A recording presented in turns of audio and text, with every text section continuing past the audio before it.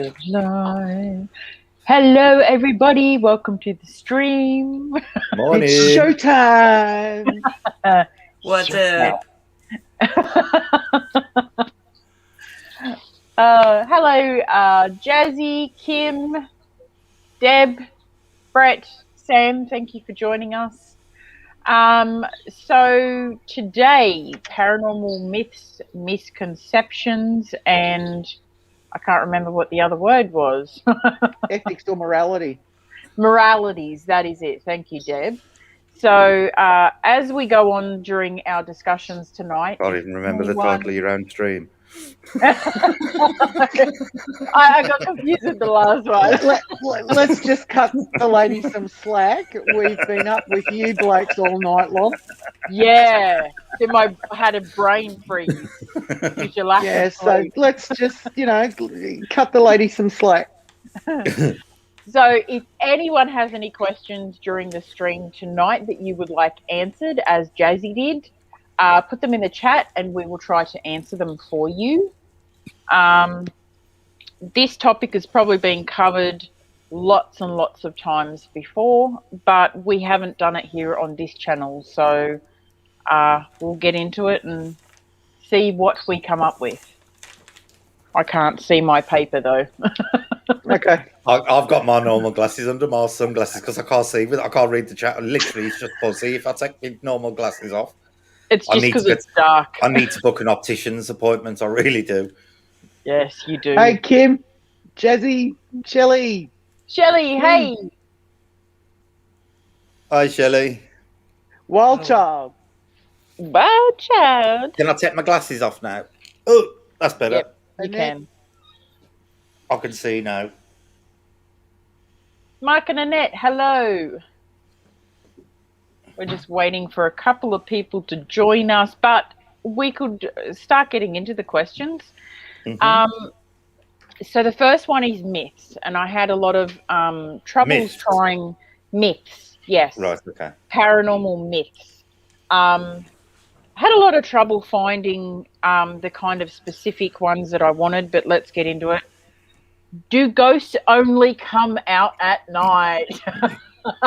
No. I think we've proved that with the last few streams on another channel, remember? I think we've, pretty much, it's a 24/7 thing. Absolutely. And believe it or not, a lot of people ask these questions. A lot of people don't know. Yeah. Okay. Yeah. So only teeth come out at night. Not mine yet, thank God. Boys like Brett. Okay, so the second one is, do ghosts hang around cemeteries? I've been asked this so much on TikTok. Yeah. Yes they and hang no. around wherever they want. Yes and my no. response. They can be anyway, in my opinion.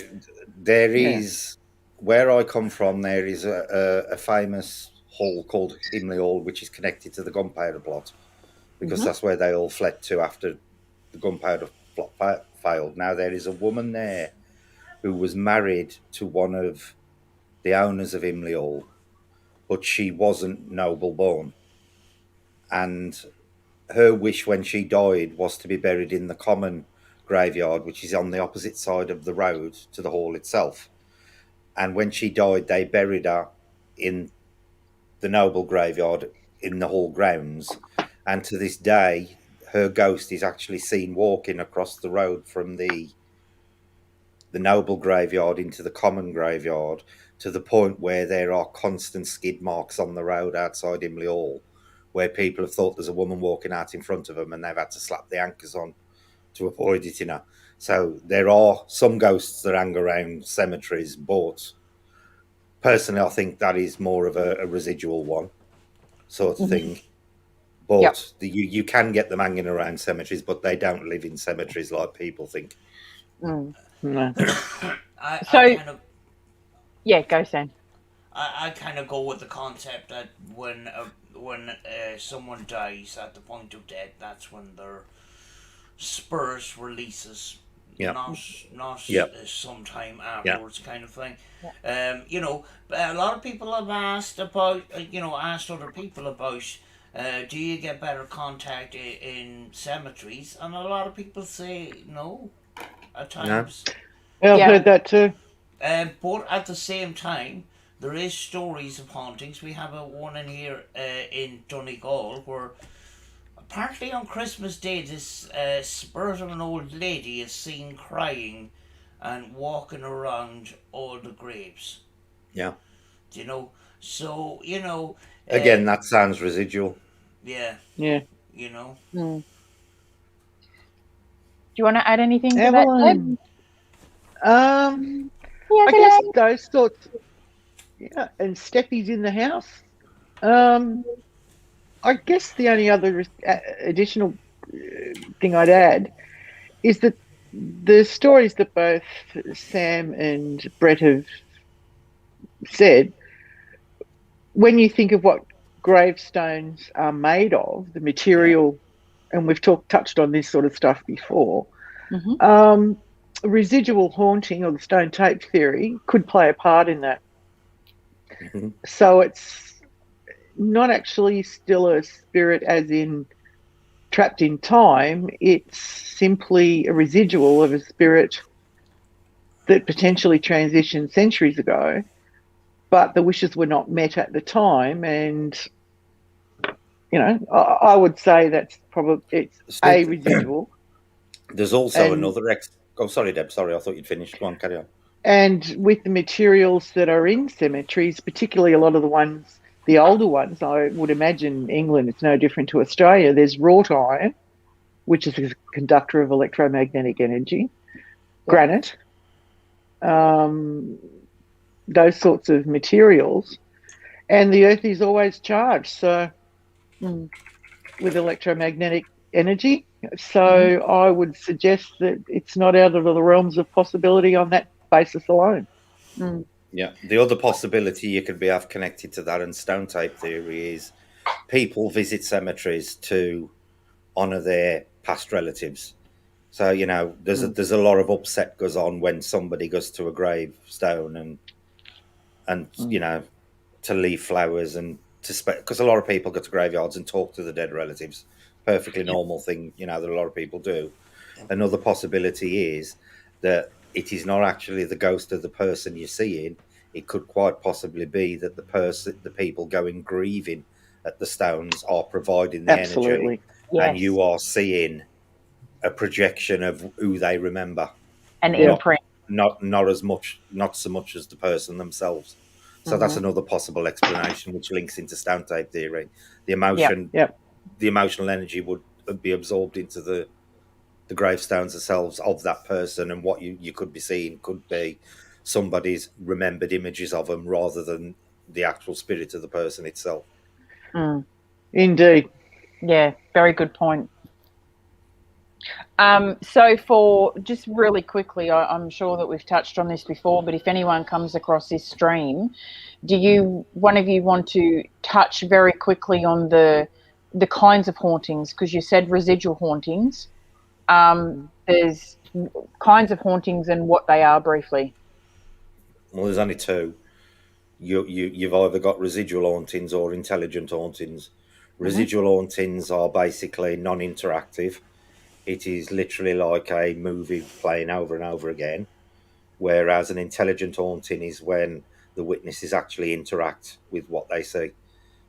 Sometimes conversations or being touched or things like that.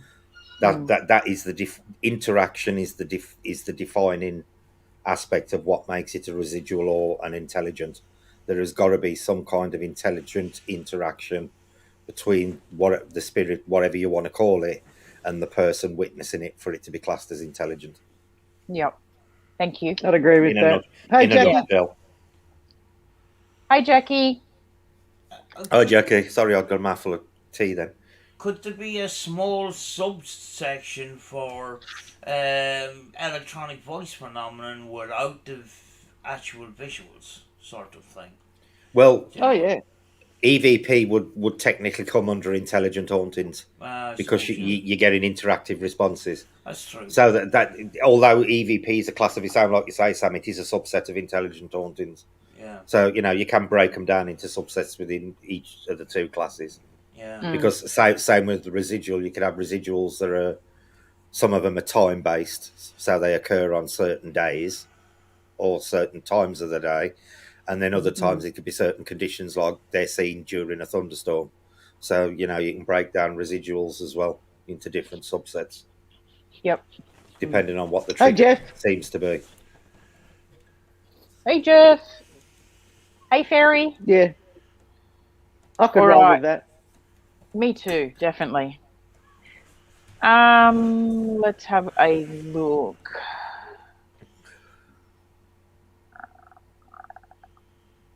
Here's one for Sam.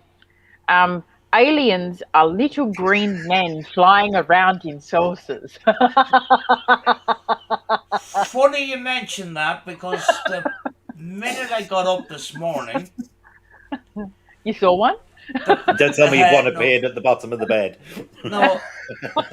The first video that came up was an incident in the United States, I think it was, and it's only recently, and people are starting to take it really serious now, because a craft had seen coming from the sky into the sea.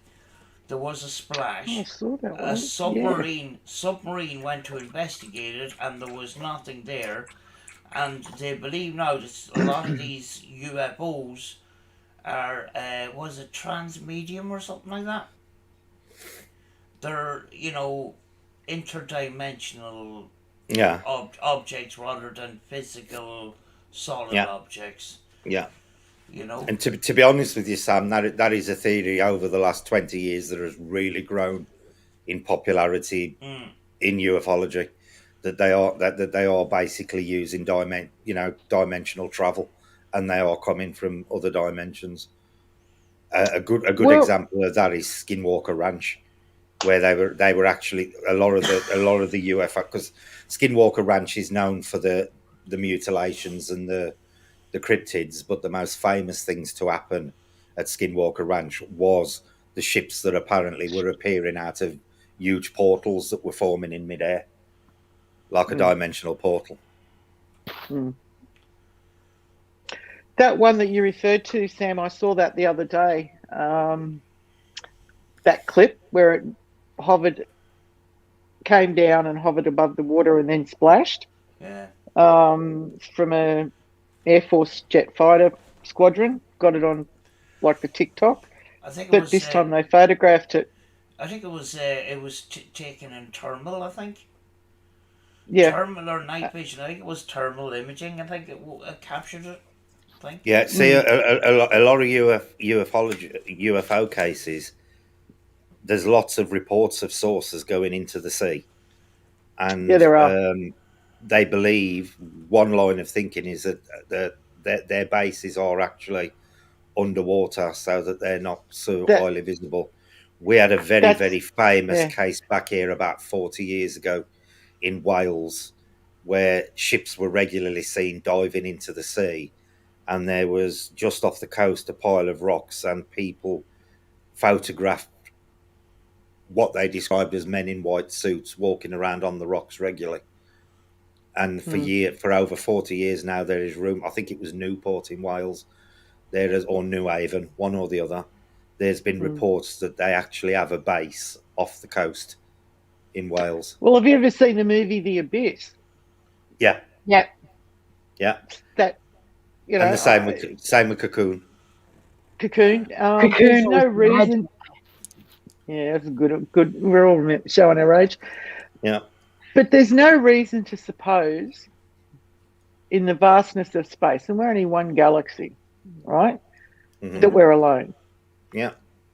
So it's not a stretch of the imagination to imagine that they're not air breathing at all, that they use water and can manipulate it in ways that we simply cannot. The thing is, they don't even have to be water breathers, because if as a lot of people believe these crafts are capable of traveling through space, and there is a lot of like Bob Laser claim that they're using anti-gravity techniques. A ship that is capable of traveling in space using gravitational engines will be perfectly capable of traveling underwater exactly the same. Yeah. Agreed. Exactly the same. Here's a very weird sort of vision on things. What if Earth is like a television, and what we are the TV channels? We're on one channel. There is another channel which, say, what the afterlife. I mean, George Mead, sort of, one of his theories was that there is different levels of existence, and the reason why we can communicate with certain, because they're lower down in the frequency range, that we can actually communicate with them. And when they get to a certain level, like a staircase of sorts, we can't communicate with others. Do you know? Have you been secretly studying Little Green Men, Sam? Because you're suddenly getting knowledgeable on the subject. Yeah. No, Have you been slyly researching this? no. In the background.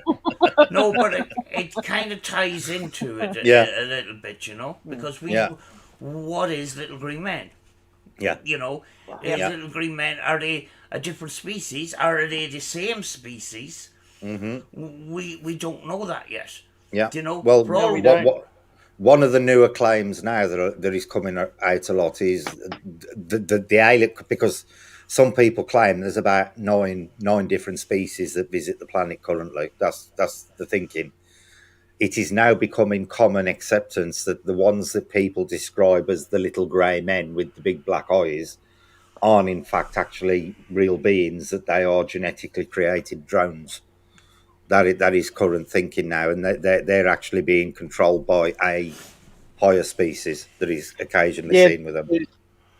Jazz just put an interesting question in the chat, Julie. Yeah, I was just writing that down, but we'll answer that one now if you guys want.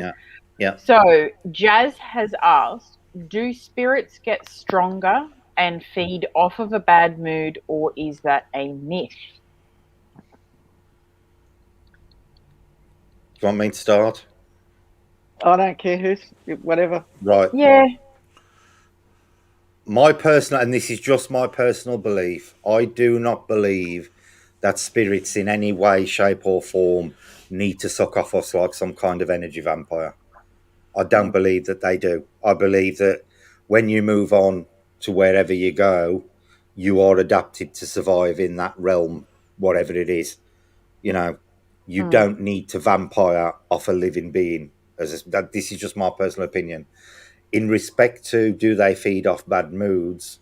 My opinion is, if you put out negative energy, you attract negative energy. So it's not the fact they're feeding off the mood; it's the fact they're just attracting like to like. I totally agree with that. It's like when you watch, and that's becoming very limited on YouTube, investigations, and somebody says that they're affected by their batteries get drained, their bodies, they get headaches. Yeah. There's 1,001 other things that could be, but it's always put down to a negative implication. Yeah.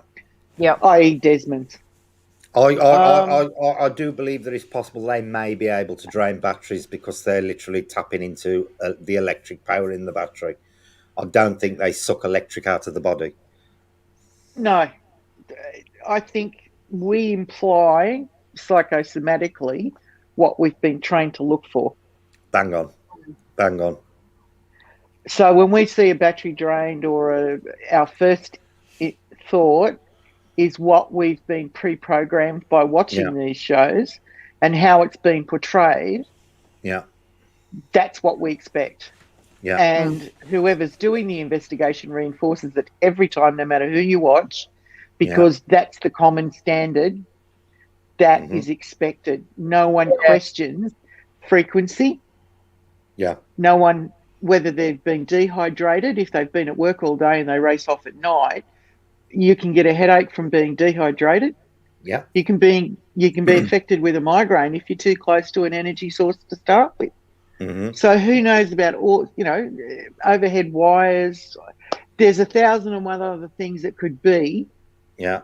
It's not always it's not a negative, and I agree with Brett. Yeah. There's no need for any other entity to feed off us. The planet is enough of an energy source, and the sun. What do they need us for? We only put out so many hertz. It's not enough to jumpstart your car. Yeah. See, there's also the contradiction here where they claim batteries drain, which I'm prepared to accept could be a possibility. They could feed directly off electrical power. But you feeling tired is not as a result of electricity being drained out of you. That is just that your body hasn't got the glucose and stuff in it. So, they're then trying to claim that these spirits are sucking off two different forms of energy. They're sucking batteries dry for electric, and they're sucking us for glucose and the natural energy in the body. They don't need exactly. It's a contradiction. How many things are these things supposedly sucking off? Yeah. What do they need glucose for? That's a flesh and bone. And the thing is, if you think about it, there are billions and billions more dead people than there are live ones currently. We would all be like used up batteries by now if the dead were sucking off our power, because I think there's something stupid like about, is it 1,000 dead people to every live one currently? Well, the last time I looked at that, it's some ridiculous number.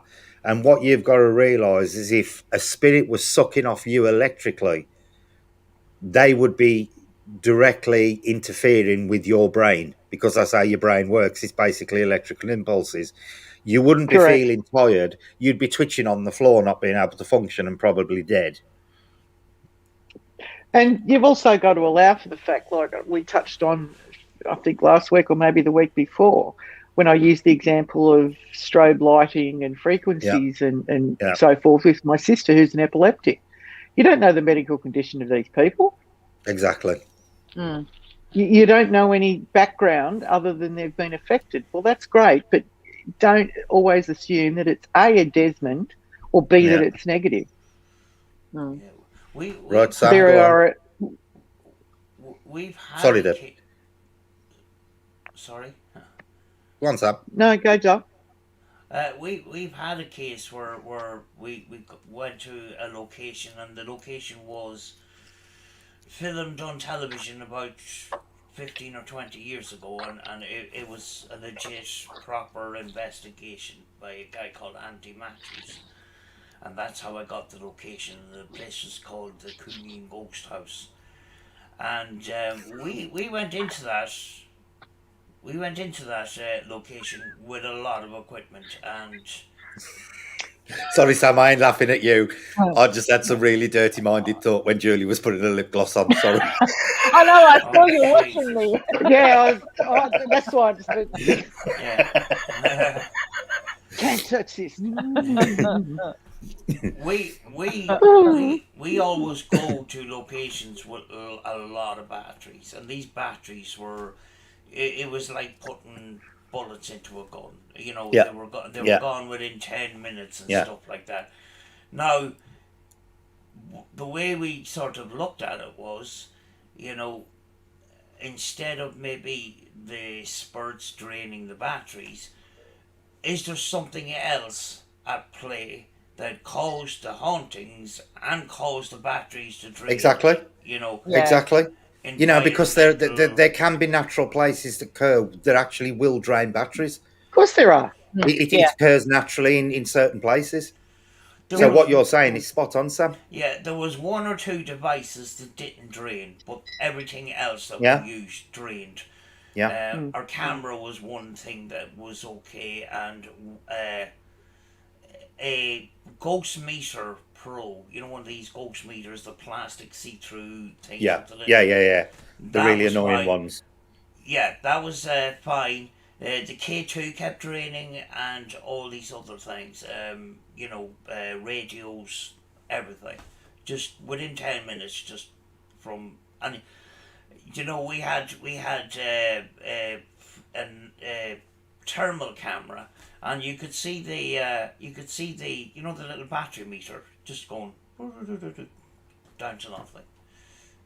I tell you what, when you think about it, in line with what Sam's just said, and she's absolutely correct, think about in the ocean, right? And water is a conductor. We can all agree on that, yes? Yep.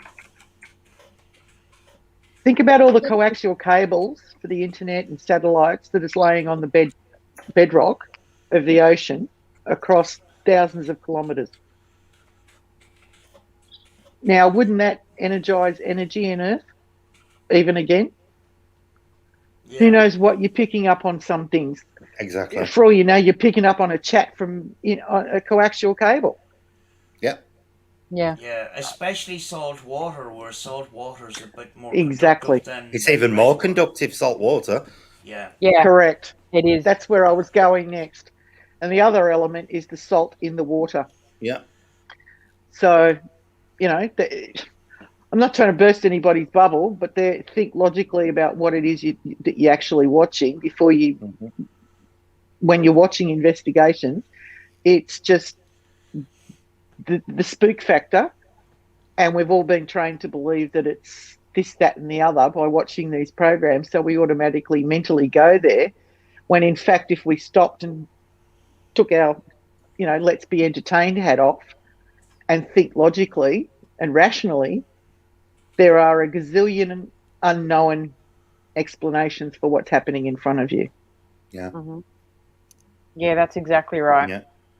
So that's how I'd answer that. This is the thing. People nowadays go from the wrong end of the scale. Instead of, debunking the normal first and then reaching a paranormal conclusion, they totally ignore not rational explanations or natural explanations and jump straight to it must be a paranormal thing. Yeah. I say this all the time. You always see investigations where people will get a spike on a K2 meter, or they might have a noise or what sounds like a growl come through a voice recorder or something like that, and they automatically jump to the fact that it's a spirit or it's a demon or whatever else, instead of trying to debunk it or re-emulate it. Yeah. Yeah. Yeah. Well, there was one show that I was watching a couple of weeks ago, and they picked up a growl because they put the word up on the thing. Anyway, I went back and played it afterwards. I take all this with a grain of salt. It was somebody's bloody stomach growling. He had the right near his big fat gut. Not that I haven't got one of those either, but I'm just saying. Yeah. And they came out a few days later and said, it turned out it was so-and-so's stomach growling because he hadn't eaten before he came from work to the investigation. And in case anyone's wondering why I'm wearing sunglasses, my sinuses have flared up with all this rain and pollen's in the air, and I'm very light sensitive at the moment, so I'm keeping my prescription sunglasses on. Yep. Just thought I'd clear that up. I got zoned into wine heavy last night. What were you going to say, Sam? We work. Sometimes we haven't worked since before the lockdown, but we work with this team, and we all have this agreement that any noise that you make, and it was drilled into me anyway. I've learned it anyway, that every single sound that you make, whether it's a burp or fart, a noise with your clothes, shoes, everybody sort of wears soft shoes. You get some of these investigators that have the shiny material jackets, and every time they move their hands, that's why you'll see investigators wearing hoodies, because they make less noise. Hoodies and running shoes. We record the environment all the time, and every time stomachs gargle and stuff like that. We would call it out. We would say that's my stomach, and there was a lot of that actually in Sharon Rectory down in the basement, and there was burps and barts and grumbles of stomachs and everything, and we called it out each time. Because at the end of the day, we're doing this for us. We're not doing it for YouTube. Yeah, exactly. And the thing is that I always say is important as well is you've got to use high quality recording equipment, because if you use something like the Tascam, hi Janet, if you use something like the Tascam and you get the rustle of like a nylon tracksuity thing on the Tascam, you can tell it's the rustle of a nylon piece of nylon material. If you listen to that same sound recorded on one of these cheap MP3 Olympus things, it sounds like a whisper. And that is why a lot of them will deliberately use low quality recording equipment, because it masks a lot of the truth. But not only masks a lot of the truth, it makes it sound like something more beneficial to the stream, shall we say. Yeah, well, we use Zoom and we use Tascam and that for our environmental recordings and that, and but we do use the low bit recorders for EVPs, where you ask a question and you wait 20 or 30 seconds and then you stop, sort of thing, because of the frequencies that these produce. Otherwise, we would use a top quality recorder with background audio support, like static of radio and stuff like that. So these low bit recorders, they do record EVPs, but if you're recording the whole investigation of the environment, the best quality recorders is the only way to go in that sense, Yeah. And as you've both we've all alluded to, particular fabrics as well. We've talked about other things with people being affected. Leather jackets. Every time I see somebody with a leather jacket on, I think, oh yeah, here we go. And they move, and you can tell that it's the leather, their arm or something. Yeah. And it sounds like a scratch or a whatever. Yeah. This is also and why nylon. I say you shouldn't smoke when you're in the middle of an investigation either. Yeah. Because smoke curling up in front of a camera can look like anything. Absolutely anything. If you want to have a smoke on an investigation, move away from your camera so people can see you smoking and see the smoke coming off the cigarette. Yeah. Simple as. Yep. All right. Jazzy has a really good question here that I want to bring up. She says, I've always wondered if once you're dead, you can understand different language or just communicate with your own language, because if you did an investigation in France, could they understand you? I have a pretty good example of this one, and it could just be coincidental, but when I was in South Australia, I went to a little cemetery where there were a lot of pioneering people from German descent buried in the cemetery. And when I was playing the spirit box, I was having German come through the spirit box. Mm-hmm. I remember that. Yeah, and they don't speak German on Australian radio stations, so that was kind of out there. See, look at last night. How many languages and cultures did we get last night? A lot. I've dealt with a lot of mediums and done a lot of reading on things what happens when you pass over the board to various people. And that goes on the assumption that when you die, you still communicate the same way that you do now.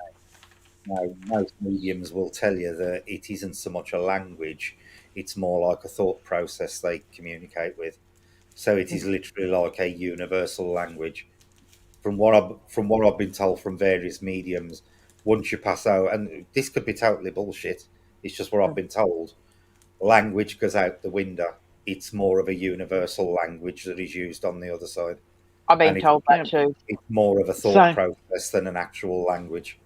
Yep. Yeah. They don't speak and communicate using vocal cords the way we do. You've got no vocal cords at that point. Well, you've got no, and the common sense response to that is, once you're out of your body, anyone that's ever astro traveled can tell you this, you're not communicating the same way. Yeah. You're not using your vocal cords, you're using your mind. Yeah, up here. Correct. See, It's all around the mind. I think for me that day when I was at the cemetery, it was probably more of a case of them saying, giving me confirmation it was them. Do you know what I mean? Mm-hmm. Yeah. Yeah. I get French and German responses on some spirit box sessions. You know, I asked for a yes or no answer one day, and I can't remember what I asked. But next thing, nine, which is no. I've asked, does anybody want to come through and say hello? And next thing, bonjour comes up and stuff. Well, like you had that. Italian last night. Yeah. There was definitely something said in Italian. I could tell it was Italian, but I couldn't tell you what it was said. But it was blatantly Italian. Yeah. Absolutely. And Japanese. But no, I don't know if I should touch on it. Go on. It's kind of touching on, can animals talk to us in our own language, and I don't think so. Humans, animals, I don't think so. No, I agree with you on that, Sam. I agree with you on that. I think that was kind of a fraudulent kind of thing, but I won't elaborate any further on that. Yeah. See, I believe that even animals are part of what we class as the universal consciousness, but they are much younger souls, for want of a better word, and they haven't reached the communication level you need before you come back as a human. So I don't believe that they're even on the other side. They're at that communication level where they could sit there and have a conversation with you like your best friends. Well, if you wanted to hold to that sort of a premise, then all the whales in the world and mammals that have ever passed, we should be able to communicate just as equally. Their their sonic capacity is far better than ours. Dolphins are a perfect example, but any mammal has the same capacity as us. So therefore, we should be able to talk to anything. It's because the biologists and is that true? Don't know. Well, they claim that what defines us from animals is that animals have no sense of consciousness or self-awareness. How do we know that? Well, exactly, but that's what they say. The big barrier to communication is because they have no sense of consciousness as such. Perhaps not the way we would define consciousness, but there's no way to determine that with any degree of certainty. Yeah. The theory around that, I don't know. The theory around that is that the spiritual energy works through the communicator, and this is why other species speak English. But I don't know. It doesn't. Yeah. It doesn't register with me, and especially doesn't register because of the person that claimed these claims. Yeah. Fairies just put up a good comment. Telepathy can be used with animals. So, therefore, the experts are wrong. If they've got no consciousness, how can they communicate? Yeah. In a way that we would understand. And vice versa. The only thing I believe a pet could do was to come back and just show themselves to you. That I think that is as far as a pet can go with communicating to let you know they're okay. I don't think they can sit there and have a full blown conversation with you and tell you how much they loved you in life and they really miss you. They could probably convey the feeling of loss, but they wouldn't. I don't believe they can sit there and have an English conversation with you. I just don't think it happens. We got a bark. We got a bark in a very controlled environment. In the location, it was claimed that there was a black demon dog because it's black and got it was a demon dog. red eyes. Yes, man. I once I heard that, I went, oh god, kind of thing. But I was very surprised to actually get this, this recording of a dog barking in their cellar Yeah. with no houses around. So yeah, that was kind of interesting. Now, was it a residual thing or was it a repeated thing? I don't know. Yeah. But we did pick it up on Yeah. the camera's audio. Actually, Yeah. we picked that. Yeah, I do believe animals can make their presence felt. I just don't believe you can have conversations with them. I think that they would just communicate with you how they communicated with you in life, like a cat might rub around your legs or something. I don't think that, that I don't think they come walking up to you going, morning, you do realise just before I died you forgot to feed me fish. I don't think you'll get that kind of communication with a cat. Yeah. No. The concept around that is taught, is converted to the language of the communicator, which I don't, I can't get my head around it, to be honest. No, me. And what we got last night with the other languages kind of proves that in a way. Yeah. Because I was just going to say that. Yeah. Then last night would have been proof that thesis holds true. Mm-hmm. Yeah. And over distance. Hi, Tony. Hi, Tony. Hi, Tony. Hi, Tony. Okie dokie. Let's go on to another one. Oh, here, fairy. Why are growls considered Desmonds and not just spirits trying to say hello? Go on, Sam. Let's handball this to Sam. There was a big misconception around a recorder which looks like this is a Panasonic RR DR60, and a lot of growls would come through this recorder, and the reason for that, well, they're about to try and prove the whole concept around the DR60, is because when we're picking up communication, the communication, it needs a carrier, it needs a frequency, it needs some audio and stuff like that. And the audio that's provided in the DR60 makes a lot of the EVPs sound like they're growling and stuff like that. Mm-hmm. It depends on what audio is used for the communication. If that audio isn't 100% correct, you may not get the original voice of what is communicating with you. So it can be muffled, it can be growly. I would put that down to a lack of essential frequency for clear communication. A lot of the time, to me, people get scared when they hear some of these things, and then you have these people that overuse reverbs and echoes and stuff like that. That's not natural communication. That's altering the raw communication, and that's why I don't use it. I'd rather I used to use it, and I sometimes used to overuse it a little bit, and it's altering what's coming through the communication device. But I think a lot of the time the growls is just not the correct frequency, and that's the way it comes out sometimes. Mm-hmm. Mm-hmm. Well, I'm gonna answer the question in 2 words and say nothing else. The reason that people associate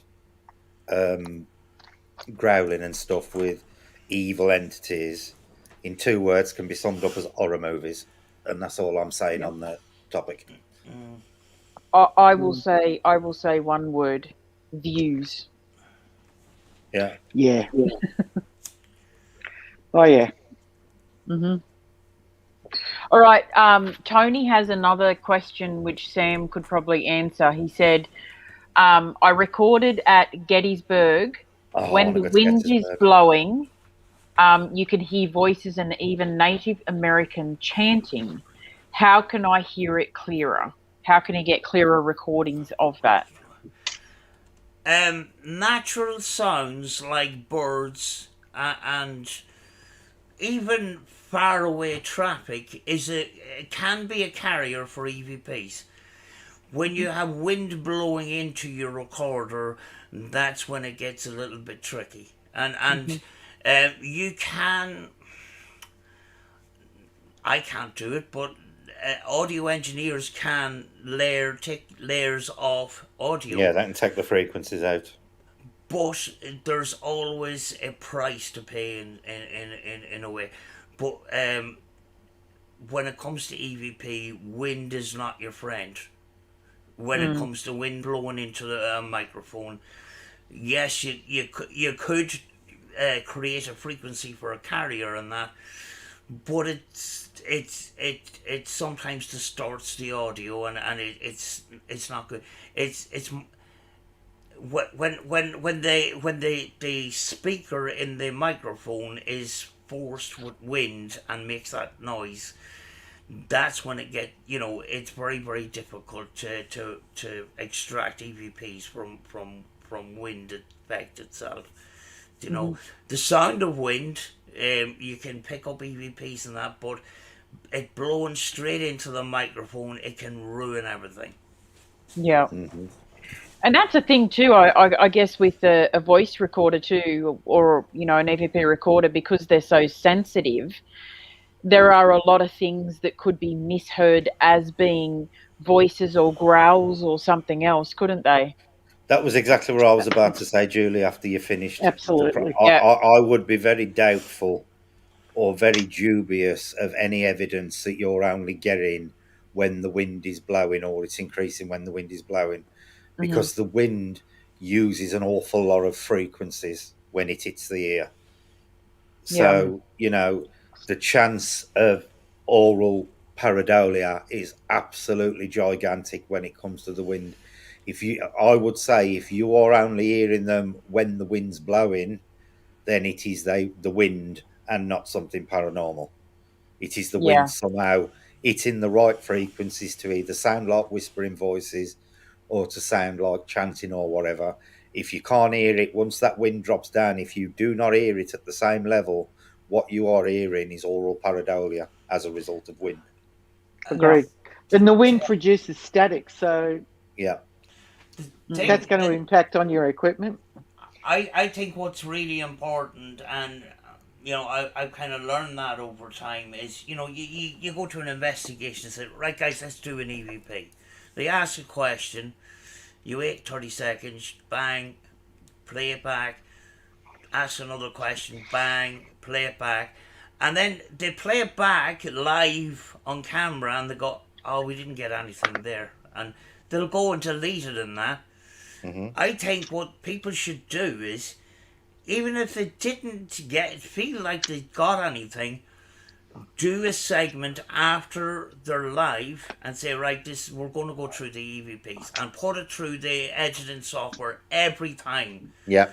Because sometimes you'll get low tone responses that you won't hear at the time, and you need to amplify that sound and stuff. Yeah, like that. if you drop them into Audible, you'll see them instantly. You'll see the sound waves visually instantly, even if you can't hear them, and then you can amplify them.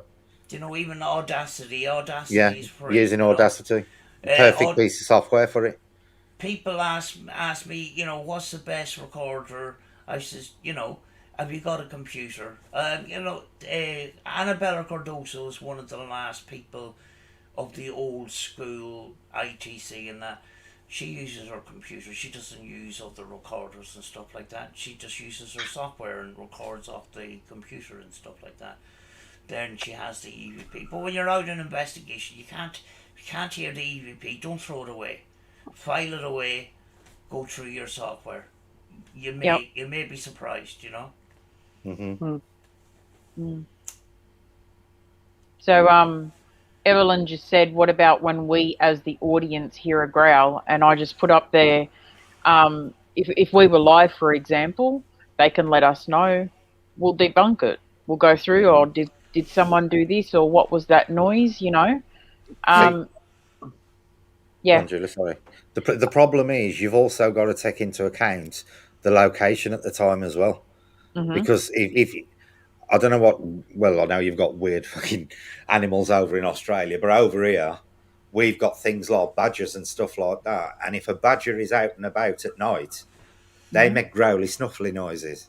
Yeah. Same with foxes. I don't know how many of you on the channel have ever heard a barn owl, but a barn owl actually sounds like someone screaming in pain. Barn owls do not hoot; they scream. You've A also got koala to, growls. yeah, koala you've growl. also got to be aware that it could just be the wind moving a piece of wood. The wind moving something else. You've got to put it into context. Just because you've heard a growl doesn't even necessarily mean what you've heard is a growl. It could have a perfectly natural explanation. And to be honest with you, I think if you ain't getting it like multiple times to track it down, it's probably unlikely that it's any kind of paranormal communication anyway, because if it is, they tend to repeat themselves until they get the attention they want.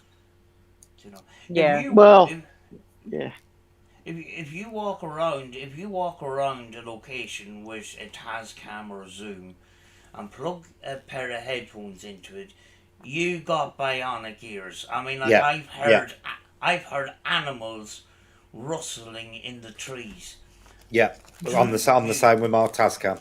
Yeah. And the good thing about the Tascam and the Zoom, because they've got the directional mics, you can actually hear in your headphones roughly where it's coming from. Yeah. So it's easier to track things down.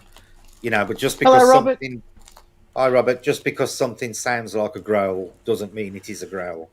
Because 99.9% of the time it will have a perfectly natural explanation. I'll give you a perfect example of how people jump to conclusions. About a year and a half ago, I took Jace on one of his first investigations to Wombwell Woods. Now, Wombwell Woods has got some really big paranormal stories surrounding it. It's famous for spirit lights. There's a very famous suicide murder that went on there, and there's all things seen in there. We were doing part of a recording, and Jace heard a twig snap, and straight away Jace presumed it was something paranormal creeping up on us. And I turned around to him and said, Jace, we are standing in the middle of a wood with foxes, badgers, squirrels, what's it? There are a million, and I said it to him live on the video, there are 1,000,001 other natural things that could snap a twig in a wood. And this is the problem. People don't keep context of what's going on. They're either doing a paranormal investigation or they're watching a paranormal investigation. So they immediately jump to the conclusion that whatever goes on is paranormal. Solely on the basis of what they're currently watching, rather than going from the basis of, well, what could it be before it was paranormal? Particularly out at night, animals come out at night like kangaroos. Something running through the bushes is not necessarily another human being. Yeah. Because they move quickly if they're scared. Wombats are the same. I think, sort of leading back and segueing back into what I stated earlier, by the time they hear what they perceive to be a growl or some sort of movement or whatever, they've already reacted, so the audience reacts the same. Yeah. It is a very fine. It's a very fine form of mass hysteria with something like that. It's herd mentality. Yeah, I've had my ears truly open when I started using a parabolic dish, and the parabolic dish is about that size, circular, and when you point in a certain direction, I was even hearing. Do you know, like when birds get into their nest at night and they're going to sleep and they're, sometimes they kind of chirp in their sleep. Yeah. You wouldn't hear that with your normal ears and that, but you could even hear them moving about and chirping at the same time, sort of thing. Kind of getting comfortable and stuff like that. It's truly astounding. And what happens is they sound travels to the dish, reflects off the dish, and goes to the microphone. So it's kind of directional. You move this dish around, and you a lot of the audio from behind you, like say if there's traffic in the distance, that's reduced significantly. You know, so when you point the dish in a certain direction, you're picking up these little birds, you know, trying to get some sleep, and they're kind of twitching around, and they sometimes they kind of let out an odd little chirp in their sleep, sort of thing. It's amazing. You know, well, a good example of that is that, you know, our directional mics can be. I was talking to Julie and Deb the other day. I can't remember whether Sam was in the conversation or not.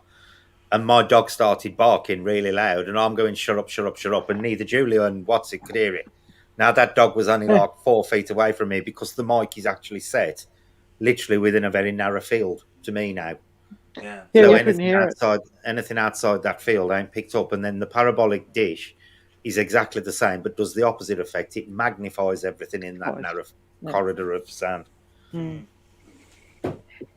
I know that like a lot of people have their favourites that they watch, and I know that some people love to go in and you know, they might be one of the favourite viewers, or you know, whatever else, and a lot of people get caught up in the hype of growing and having their channel becoming successful. But as I will say time and time again, it is us and you guys as viewers that need to turn around and question these things and call people out for doing the things that they do if it's not real, because that's the only way the paranormal field is going to change.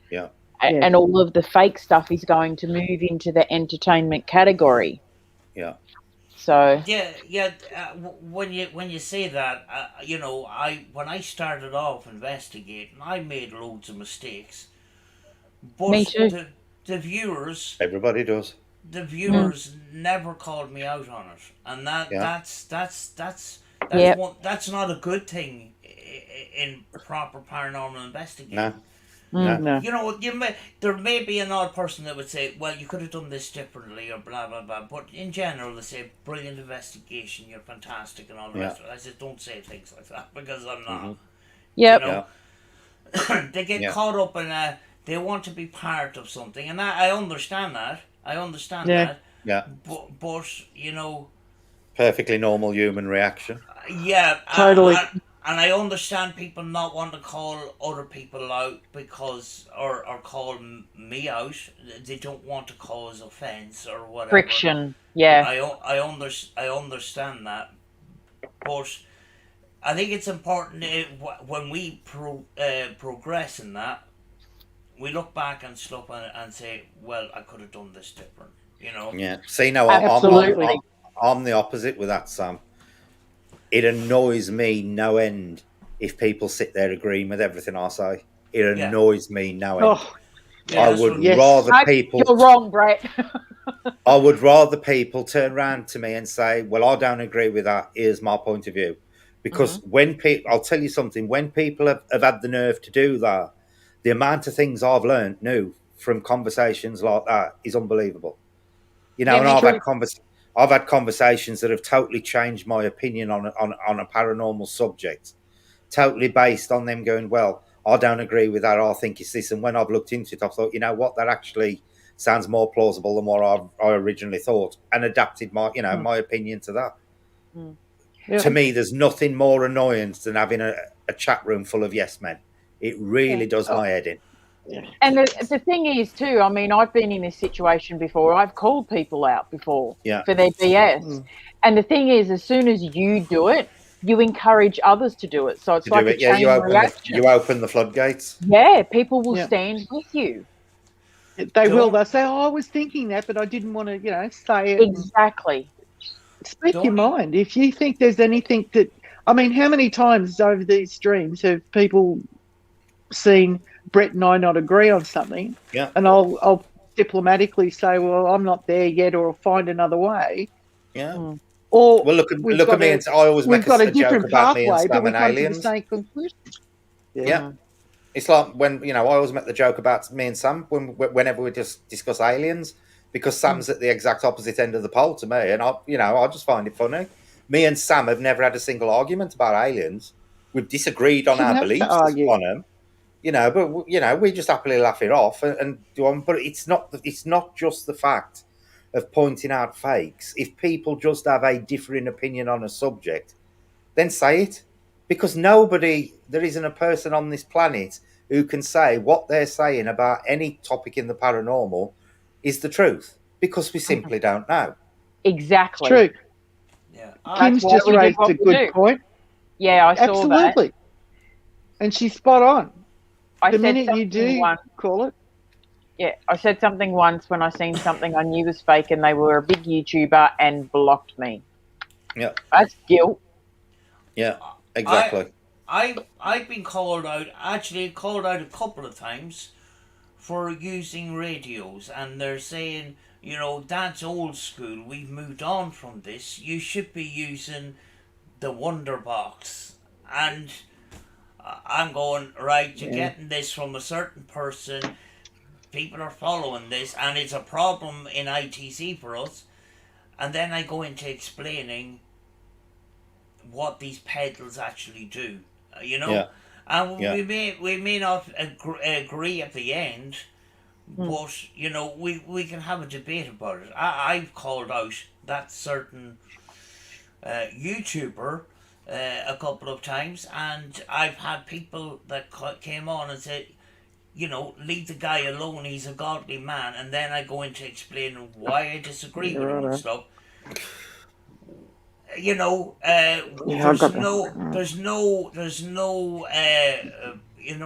hate in that,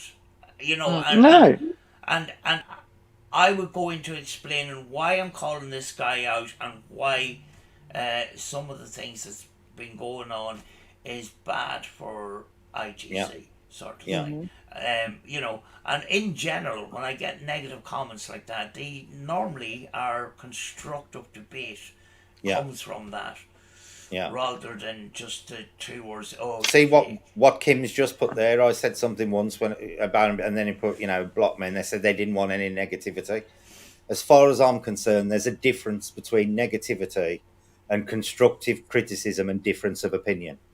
There's an entire difference. If somebody's just literally poo-pooing everything you say, that's negativity. If somebody is disagreeing with you on a point or giving you an alternative point, that is constructive criticism, and they are poles apart. It's not that they don't want negativity, it's that they don't want people not towing the party line of their beliefs. And that, when people say to me, oh, I don't want negativity, that says to me, no, it's not that you don't want negativity, it's that you're that close-minded, you're not even prepared to accept, to even consider alternate explanations. Yep. Kim is a very good example of not being a yes person, because I do a lot of sessions. She reviews a lot of my sessions. I think she reviews nearly every session. Yeah. And she would say, you got great responses, and this came out and that came out.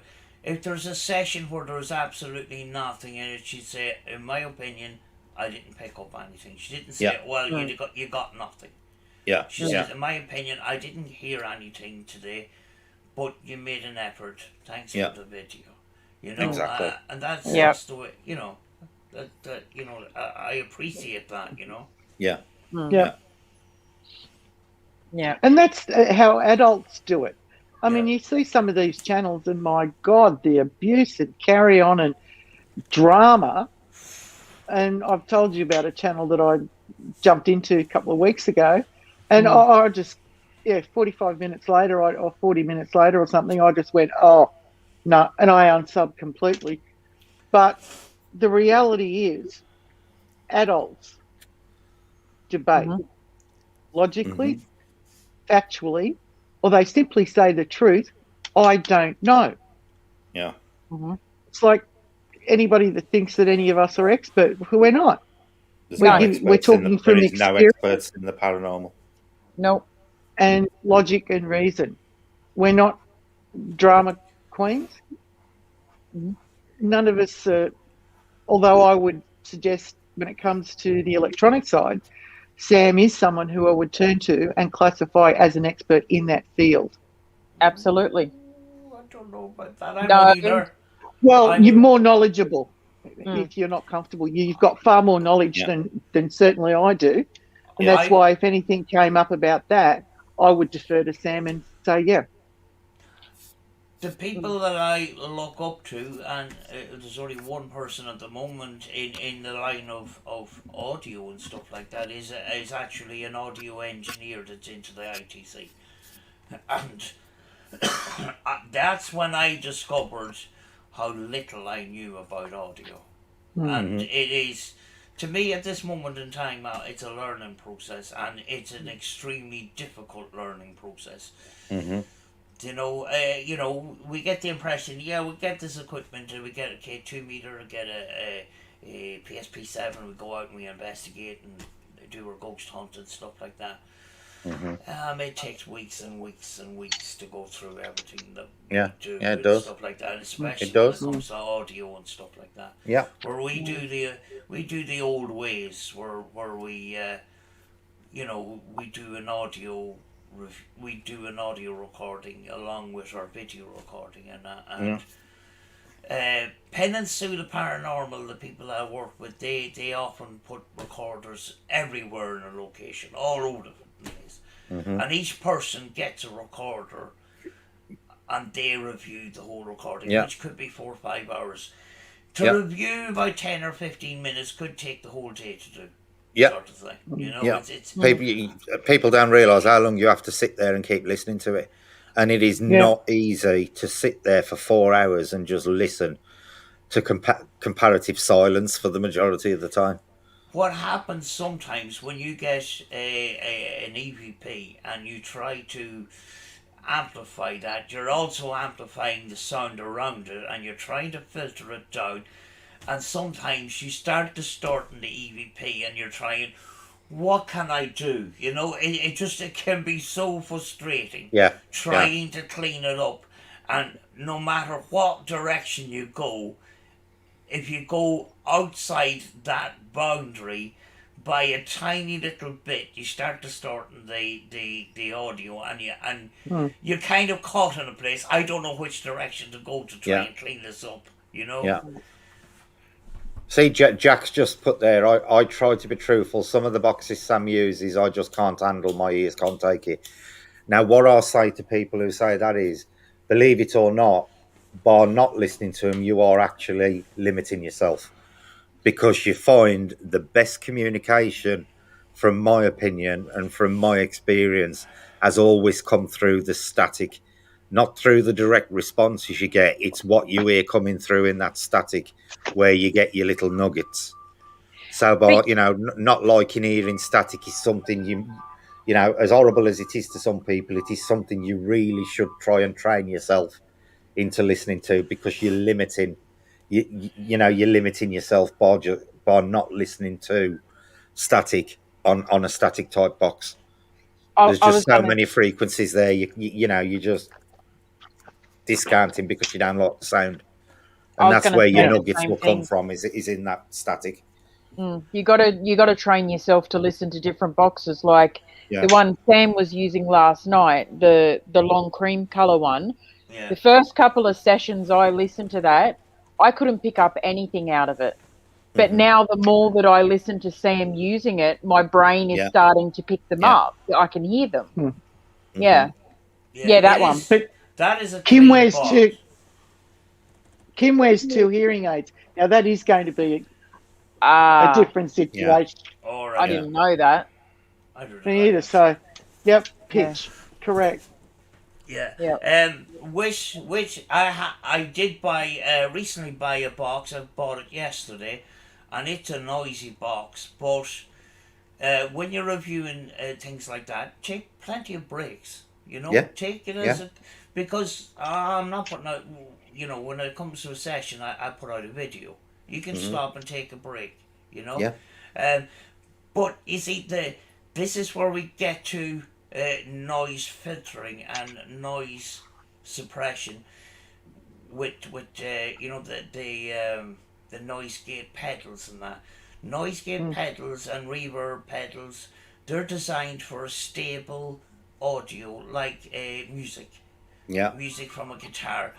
A Spirit Box is not a stable audio, and it's No. not suitable for these pedals. Yeah. For example, if you stood in a room here, and I'm giving the scenario of a noise gate pedal. Get your friend to go into the next room and start talking, just talking normally. Yeah. And get the door between the two rooms, open it and close it, and see can you hear every single thing. And sometimes when you close the door, you're gonna hear not. Yeah. You're not gonna hear. Yeah. So that's what a noise gate does. What happens is some of these frequencies are killed by the noise gate, and that's why Yeah. we don't use them. And a Yeah. good box builder, you won't see a box builder incorporating a noise gate into a Spirit Box. They will deal with the static directly, Yeah. Yeah. rather than producing the static and then suppressing it. But because what's happening is the communication is made and then it's taken away. Some of it, Yeah. See, noise gates are the perfect example, because how they work is they basically cut frequencies off after a certain range. So by the very way they work, they're limiting the frequencies, You're by their very work. But you're giving you're Tony's giving just put something there.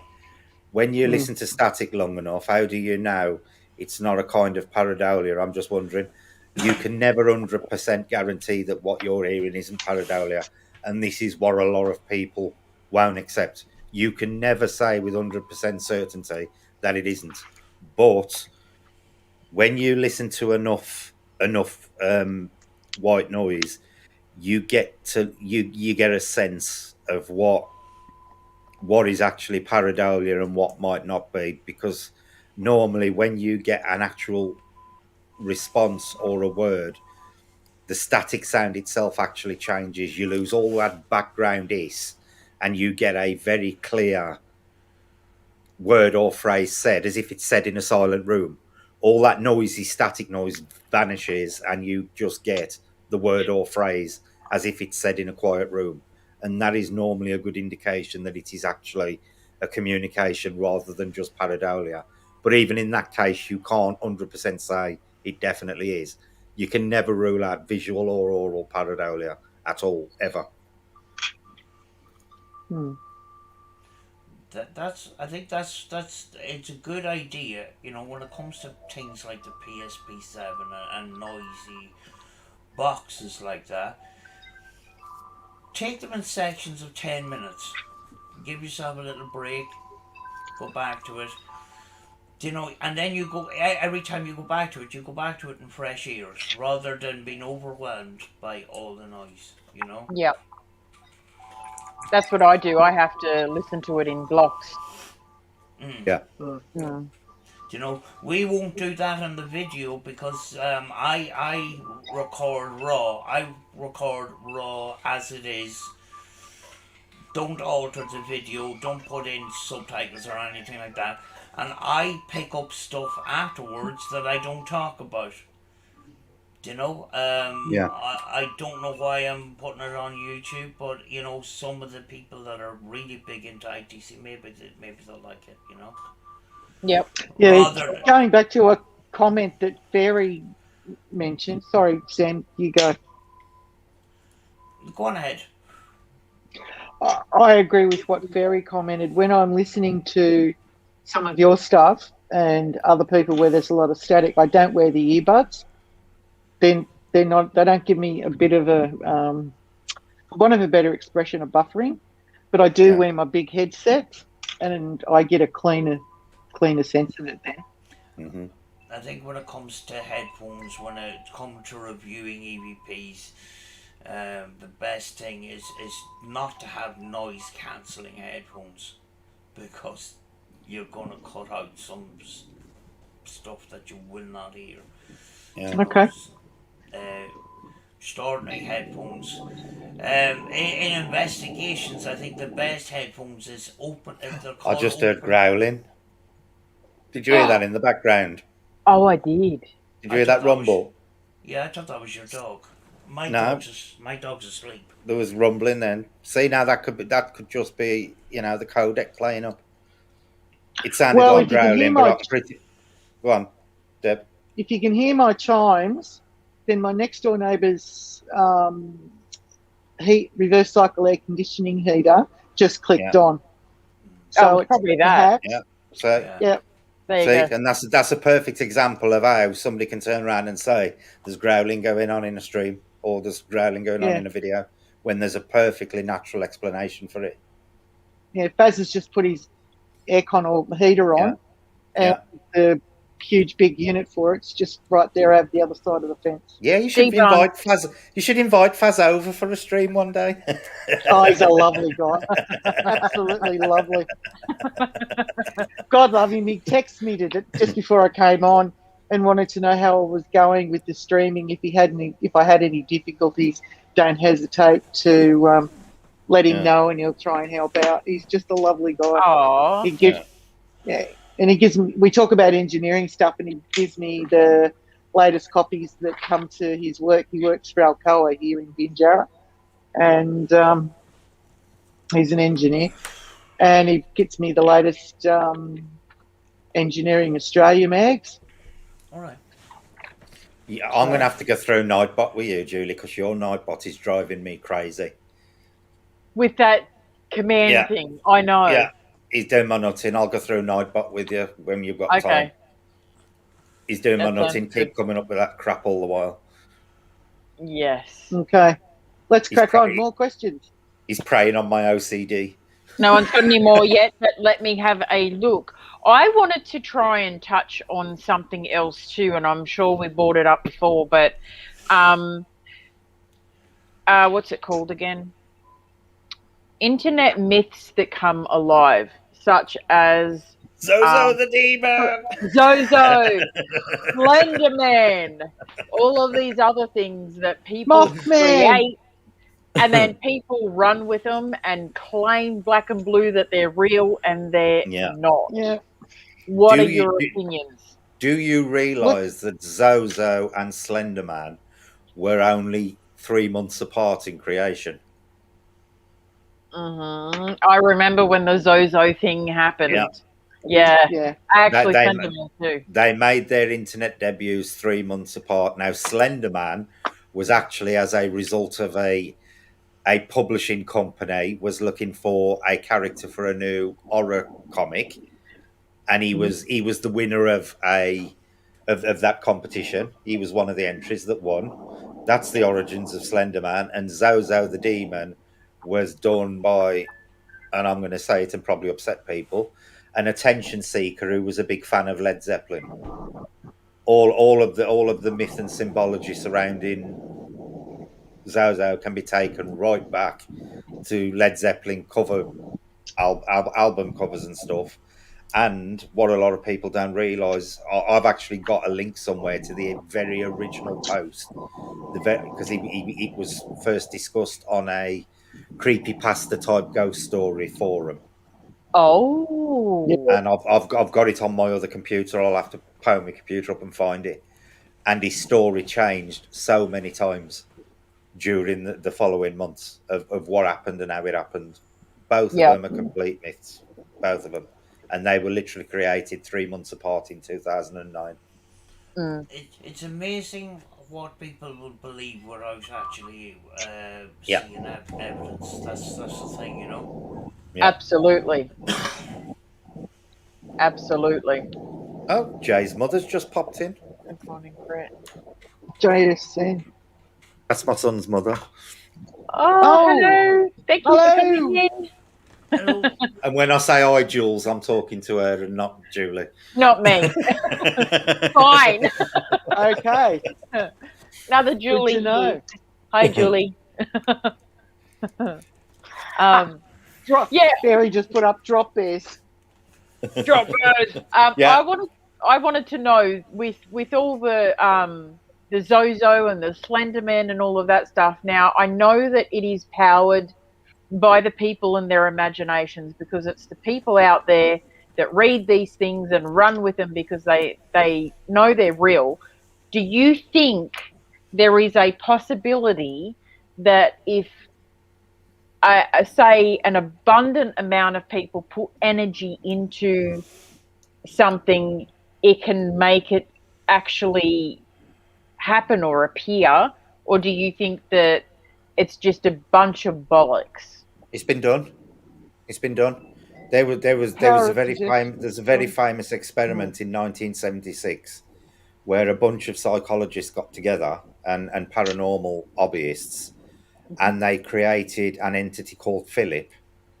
They started trying to communicate with Philip and nothing happened. So they went back to the drawing board and they sat down and they created a complete back history for Philip, his entire life and everything, to the point where they all started to believe Philip was real. And within days, Philip was not only communicating on Ouija boards, he was coming through spirit boxes and all sorts. And they actually created Philip from scratch. Wow.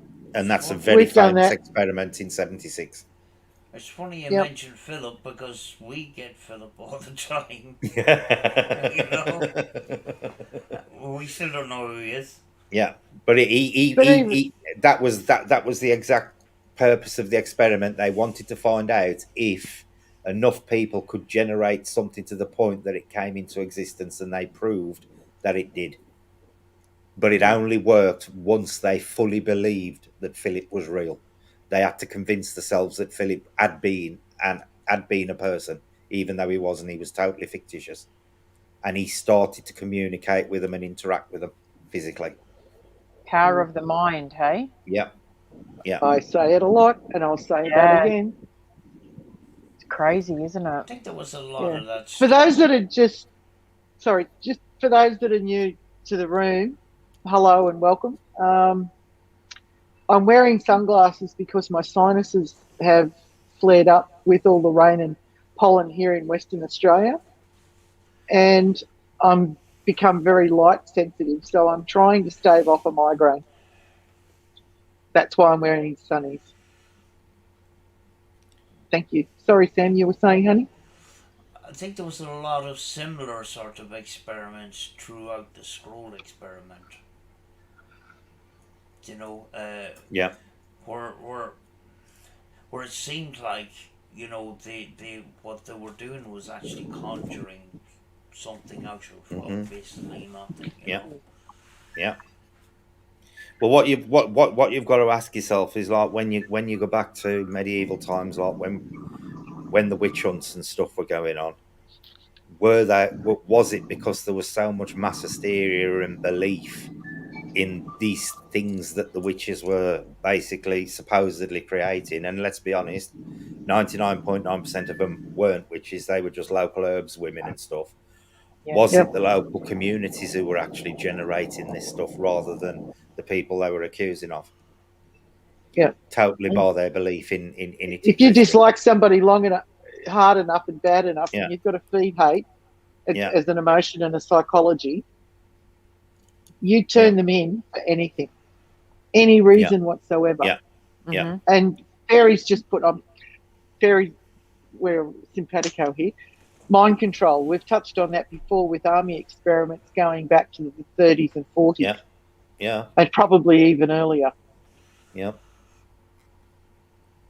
But yeah, You know, back in the time of like the witch hunts and things like that too, there was a lot of those in control were going around to some individuals, weren't they, and saying, well, you're going to come forward and you're going to, you know, out this person for witchcraft, or we're going to take down your family. Yeah. So that's right. A lot of people were accused, believe it or not, was because one, it was either they were already in a feud with the neighbours, or the neighbours wanted their land, so they claimed they were a witch to get them out the way and claim the land.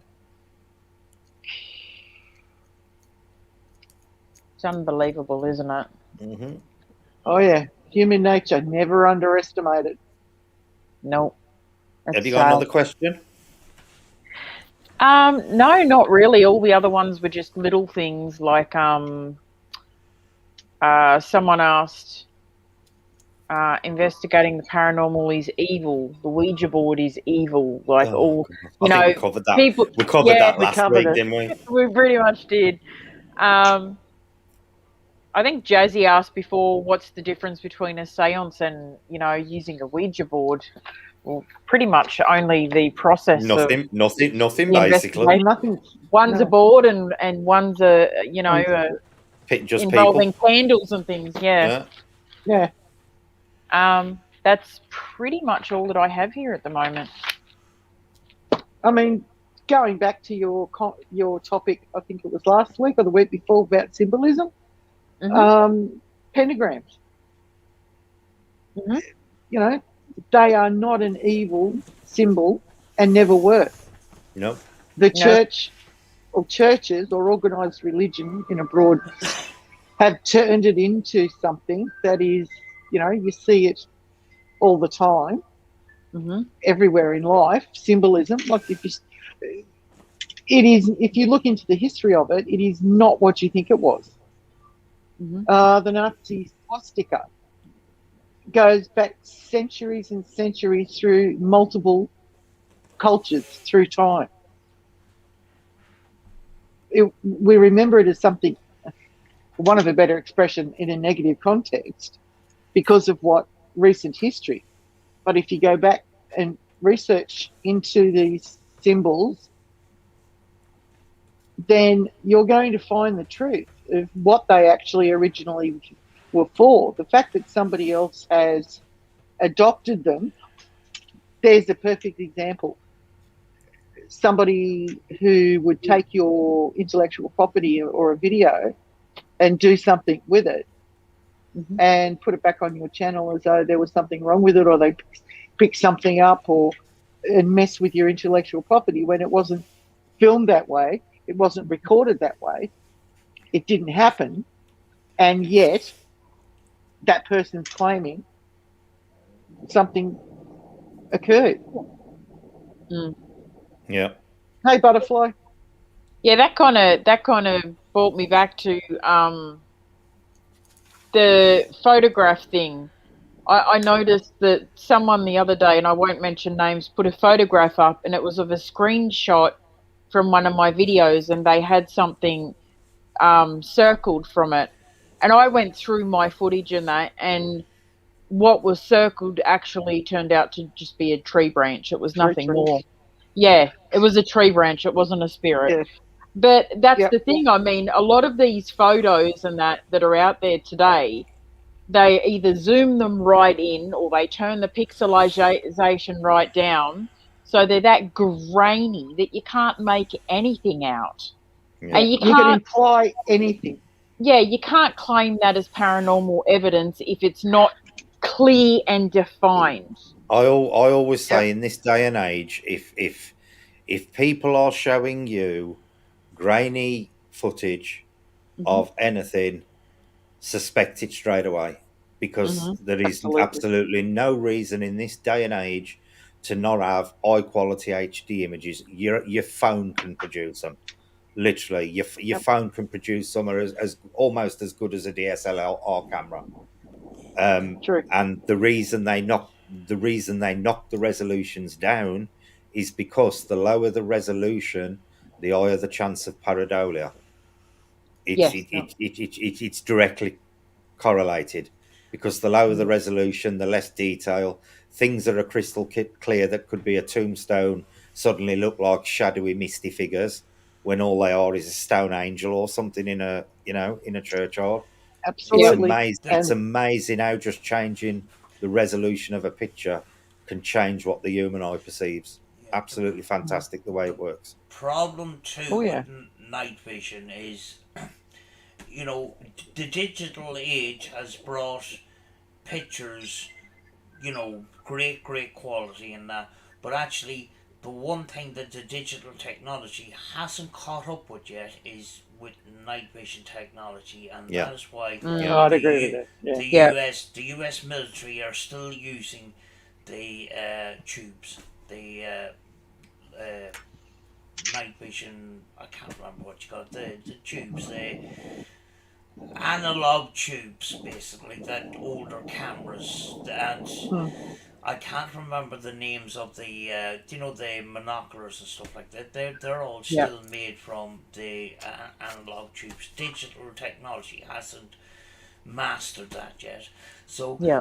a lot of these images that we're seeing, very often, a lot of them have been at a very great distance, and when you start zooming in stuff, you're starting to lose quality there. So it's Mm-hmm. very difficult. I've been doodling. Look, Julie, make of that what you will. It looks like Beast from Beauty and the Beast. Yeah, I know. That's what I've been doing. I've just been It's an sitting here eye with an doodling, and eyebrow. yeah, Look like an upside down leak. yeah. All right. I've just been doodling.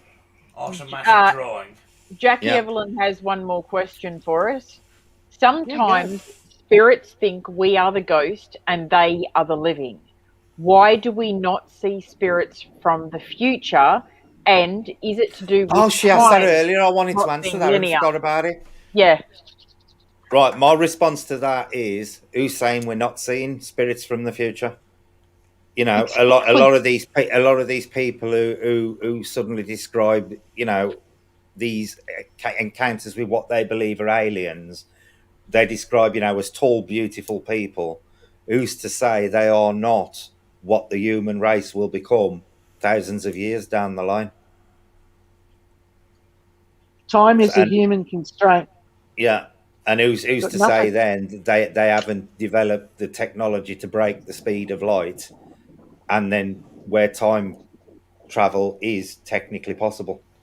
They may not be aliens with some of these cases where people are seeing these glowing figures and stuff. Who's to say that they're not somebody from the future coming back for an holiday or whatever? Yeah. Yeah. I've asked recently. I've asked a number of times. Are you dead or is it me? And Hmm. sometimes they get that we're dead, and sometimes Yeah, they say that I'm dead. You yeah, know, and sometimes they say we're living. yeah, But at the same time, that information that we get through that kind of communication, we can't put it down as gospel because we still are not. We're not no, having the two-way conversation hmm, enough to get the yeah, fundamental questions answered. Very yeah, often we create more questions by doing this. You know, yeah. rather than having questions answered, we create more questions. No, no, nobody can say with any hand on heart that anything they have ever got, they can say with certainty that it was a communication from somebody who was either dead or not human or anything else through the radio. All you can say is it appears something is communicating, and it appears that something intelligent is communicating. But Yeah. we get that undeniable proof, nobody can say with 100% certainty that anything we put up isn't just us deluding ourselves. Well, Mm. what we base our work on is from people like Bachi, people like Frederick Jurgensen, Yeah. people like that.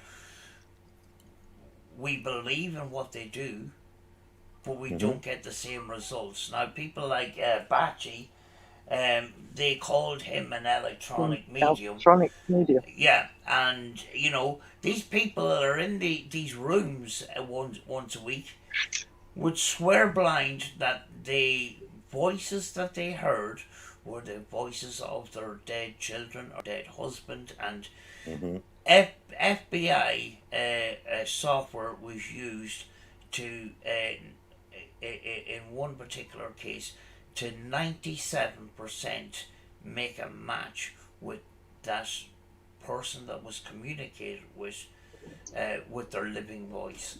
Yeah. And that's what we go. That's what we go on. Hmm. Um, but who knows in the future? With future technology, can some of this stuff be debunked? I Yeah. don't know. Yeah. See, I, We just don't I, know. Yeah. I honestly believe that our next big advance is not going to be technology based. I think it's going to be to do with intuition and stuff. it's going to be a breakthrough on something biological, some inert ability we've actually got already. Yes. I do believe we're still going to get technological breakthroughs in it, but I think the next real big thing is going to come via the intellectual rather than the technological. And you've got to also remember, a lot of the technology, yes, it's going ahead leaps and bounds. The reality is every piece of technology that is out there for the general public use today has a research basis in the military. Yeah. Well, Yes, I don't know how many people know this, but most people claim, and there is apparently evidence to back this up, that a lot of our technology, and particularly night vision technology, is as a direct result of what they recovered at Roswell in 1947. And they basically, the people who claim this have basically got a paper trail to prove this. Try to prove it. Yeah. Yeah, I know. Night vision I've heard that technology before. dates back to Roswell. Yeah. Because if you notice, from 1947 onwards, say, the start of the 50s, after the war, we had a massive technological advance. Now they could say, America had a lot of the German scientists and stuff, but a lot of it, still wouldn't explain the huge jump of exactly how much new stuff came through, sort of thing. And it came through working, whereas had it been from the war, they would have been using it in the war to win the war. It came just after, and they have a paper trail right the way back to 1947, where they claim that is where infrared night technology came from. There is I've a heard direct that many link times. back to Roswell. True or not, I don't know, but apparently, there's proof out there with the paper trail to show you that it links right back. Well, it definitely came from the U.S. military. Yeah. Where they got it is up for debate, I suppose. Mm-hmm. But apparently, some of the elements that make up the night vision technology actually have to grow it. Have a what? Sorry. You have to grow it. Yeah. Grow it. Yeah, I can't remember. Organic technology. A lot of the stuff they're developing now is organic technology. Right. I've heard that. It's something. Yeah, nanoprobes that are programmed to grow. Now that their technology, that they're claiming now that it's organic technology. It's it's basically organic. The build up of it. There's no silicon or anything in it at all. It's living technology. It's living technology. Yeah. Yeah, it's very light sensitive as well, and that's why you have to have the caps on it, and no two pieces of, no two night vision goggles of those analog tubes are exactly the same. But there's something. Yeah. I can't remember the information, but you had to grow some of the element in this technology. Yeah. Well, the fluorescence. Yeah. That had come from marine animals, that DNA that glow. Any sort of animal that glows in the dark, they would need bioluminescence. Thank you. That's the word I was searching for in my mind. Yes. Tony's asked an interesting question. I don't know what Sam's response is going to be to this question. I was hoping that it passed, but yeah, right. What about Sasquatch? Real, or is it like another Dogman or Mothman? Go on, Sam. Say it. You're dying to. Again, evidence. Evidence. We're waiting for the big smelly hairy ape comment.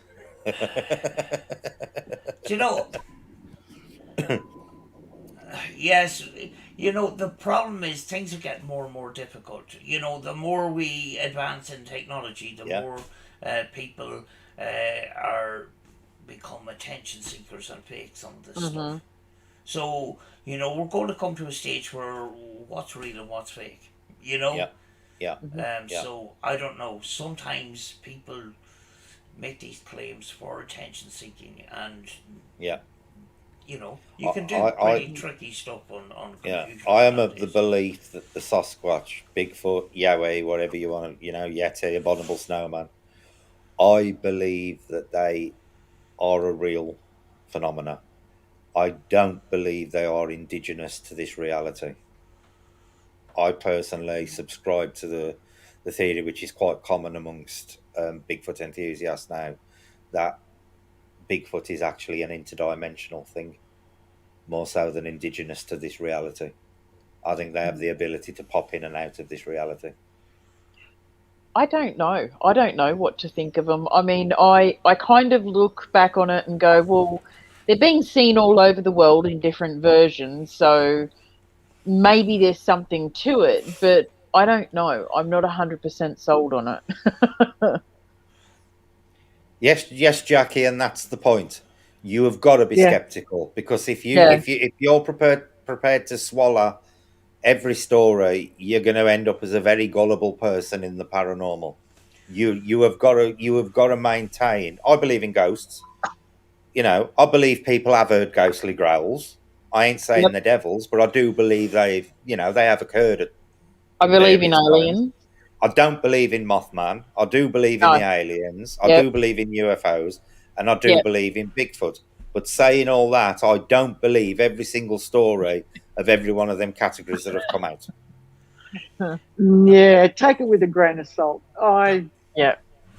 Yeah, the problem is mass hysteria. Yeah, Where somebody gets a sighting and then they decide, well, they're getting Yeah. yeah, attention over in yeah, America here. Let's Yep. have some, you yeah. know, the human mind. There's a lot of attention Mhm. seekers out there, and they Yeah, will, you know, yeah, they'll pick up some ideas from another country and say, well, it's time to have the attention on me. I'm going to claim that I've seen Bigfoot riding a hmm bicycle Mm. through the yeah. forest. Even in the subjects you believe in, like ghosts and UFOs, which I believe in both, you've still got to approach it with a skeptical viewpoint. Just because you believe in that they occur doesn't mean that every report or every story or every video you see is the genuine thing. And to be honest with you, No. it's called paranormal for a reason, because 99% of them that you do see aren't real. I think Yeah. I think it's a good idea to try and start or try and reset yourself at a clean sheet rather Hmm. than polluting yourself with other people's Oh, yeah. Yeah, yeah, theories.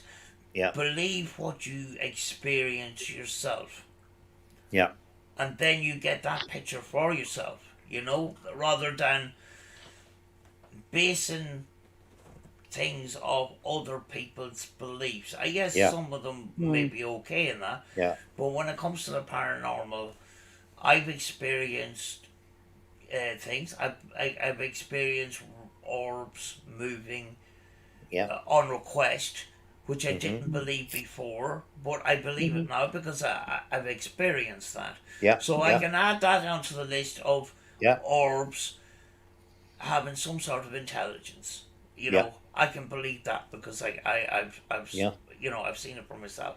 Yeah. So every so often reset yourself to have a clean sheet, yeah, and yeah. that's why You, sometimes I don't watch a huge amount of paranormal stuff because we have people like Rachel who doesn't look at paranormal content at all, and yeah, that is one of my best tools in the field.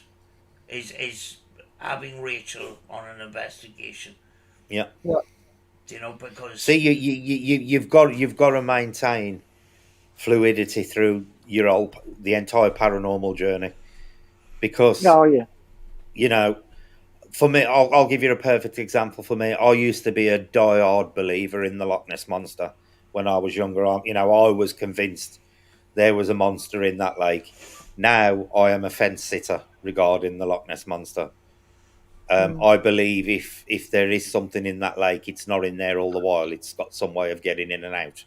Now, apparently, the loch is connected to the sea by an underwater tunnel. Whether it's true or not, I don't know. But after watching scientific stuff on the fish lakes, the fish stock surveys and stuff they've done on that loch. Yeah. Believe it or not, for such a big loch, Loch Ness has got an extremely low fish stock population, to the point that it could not allow, and they've worked out it wouldn't, if there are plesiosaurs or something like that, or anything biological, they would need a minimum population of 23 to sustain themselves. And there is no way the fish stocks in Loch Ness. There is no way Poor the fish Evelyn, stocks in Loch Ness could support 23 fully grown plesiosaurs in any way, shape, or contain form. one, let alone Yeah. And if there are more than one I in there, believe why if haven't there they is something in that reproduced? loch, yeah, if there's Yeah. something in that loch, it's transitory. You broke Evelyn. She's shattered. We've shattered poor Evelyn. We've got to put her Yeah. back together now. My No, channel honestly, Evelyn, I was one of the biggest supporters of the Loch Ness Monster. I kid you not. Now I'm a fence sitter. I'm just there could possibly be something there, but it's not there all the time. my Well- channel's a really good example of that, because if you go back to my very first few live streams and that and watch them, you'll see that from the things that I believed in or thought were real compared to what I believe in and think now, I've come a really long way. But I have learned a lot in the process from other people as well. Yeah. See, I haven't took Jack's monster. I've took the Loch Ness Monster away from it, but I actually believe in Bigfoot. I believe Bigfoot is real. I just don't believe it's indigenous to our reality. I believe it visits rather than lives here. What That's just about my belief. fairies and gnomes? They're asking. Well, yeah, I believe there is an elemental side to the paranormal. I ain't saying they're your Disney winged little, you know, Tinkerbell type things, but I do believe there are elemental entities of various energy forms that are out there. Sam, you're Irish. There's a lot of myths and legends surrounding that sort of thing, especially fairy boards. We had one incident where the electricity company called ESB put up some, or the telephone company, can't remember which, put up these poles alongside the road for cables and stuff like that, and everything was fine until they got to the fairy fort, and the poles just kept falling down. They just wouldn't stay up. Yeah.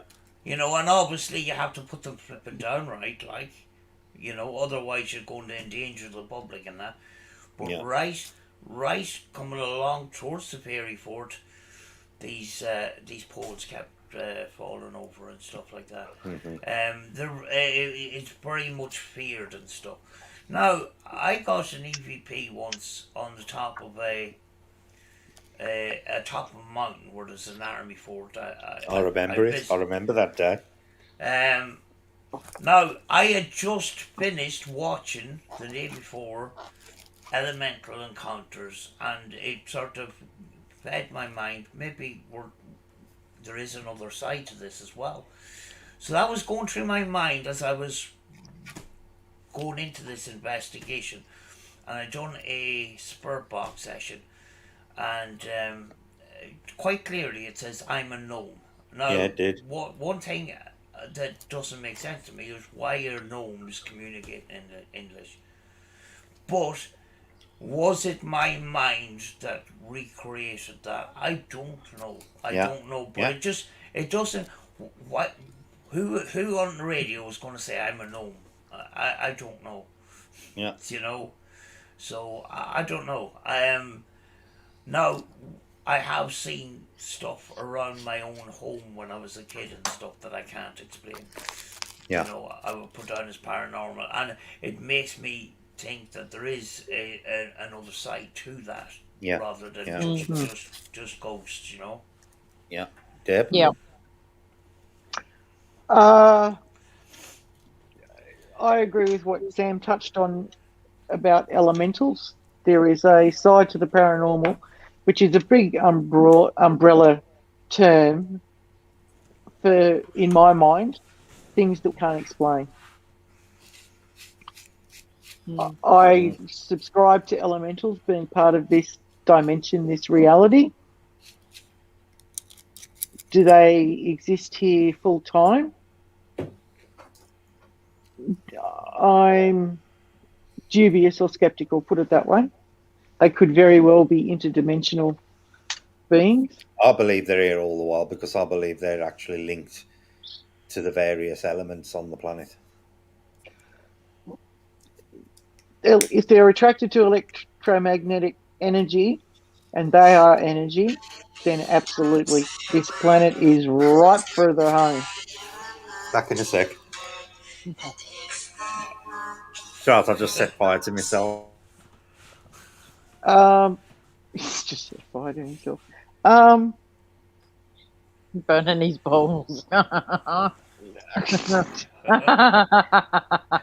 Great balls of fire! Goodness gracious! Great balls of fire! Da, da, da, da, da. Look, Ma, they're on fire. Yeah. When you think about elementals, you could drag Bigfoot and some of them things into that spectrum. Things, you know. I believe that there are other, beings out there. I think that I probably believe in fairies as well. I don't know how many of the elementals, only because I've always been more of a I need evidence kind of thing, like Sam touched on earlier too, and need to see it or need evidence of it. So I kind of have the belief that they exist, but I'm kind of a bit skeptical about it as well. So, and that's a more than valid point. That's a good way to be. You can allow for the existence or the potential of it, but you've yet to be convinced like 100%. Yeah. And use the example of Brett with his Loch Ness monster. What he used to think and what he thinks now. I set fire to myself. You're going to have to teabag over a bucket of water. Sorry. And then Jace rang me while I was smoking.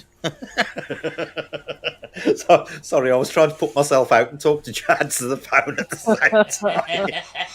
Honey, I'm thinking of you. I've got bowls of fire. I'm like, Jace, of all the times the bloody ring I'm on alive, on fire, and you're on the phone. What's for dinner tonight, darling? Spaghetti and meatballs. Well done. Sorry about that. Well, at least we've touched on elementals, which I'm always glad to do because I can believe through my own experiences and the reading and research that I've done coming through Wicca and Indigenous culture or any native culture to subscribe to the fact that there are elementals here. And they've always been here. I can't provide you any evidence. I think I've said this before when it comes to elementals. I can't provide you any evidence. Yeah. It's due to personal experience, which I, again, can't provide any evidence. Mm-hmm. Do your own, as I always say, do your own research. As I've suggested before, if you want to start looking at a linear cultural symbol, all the things we've touched on in the last month or so, start with the Dogon. There's really good information on YouTube about the Dogon and their cosmology and beliefs and symbolism, and start from there. Go through every known culture and the unknown civilizations that are no longer here, but they're finding evidence more and more of their existence. Don't just pick up an anthropological book or something by an academic because you think they're an expert. They know exactly the same things you do. You probably know more than somebody who's just stuck with tunnel vision. They will stick to a particular timeline. They will stick to a particular mythology and push it as fact. Doesn't not make it fact. Yeah. Yeah, well, Fairies just mentioned Leak Castle there. There is apparently an elemental link there. They believe it's linked back to the Druids because there is actually an ancient Druidic temple on the site of Leak Castle where they believe it was used to indoctrinate the Druids as they gained their status. That was where they were taken to do it, and they believe that the elemental was placed as a guardian on the temple, on the Druid temple, and it's literally right next door to Leak Castle. And I am determined either this year or next year to go over to Leak Castle, and I'm dragging Sam with me. It is the one place in Ireland I want to go to. Is Leak Castle.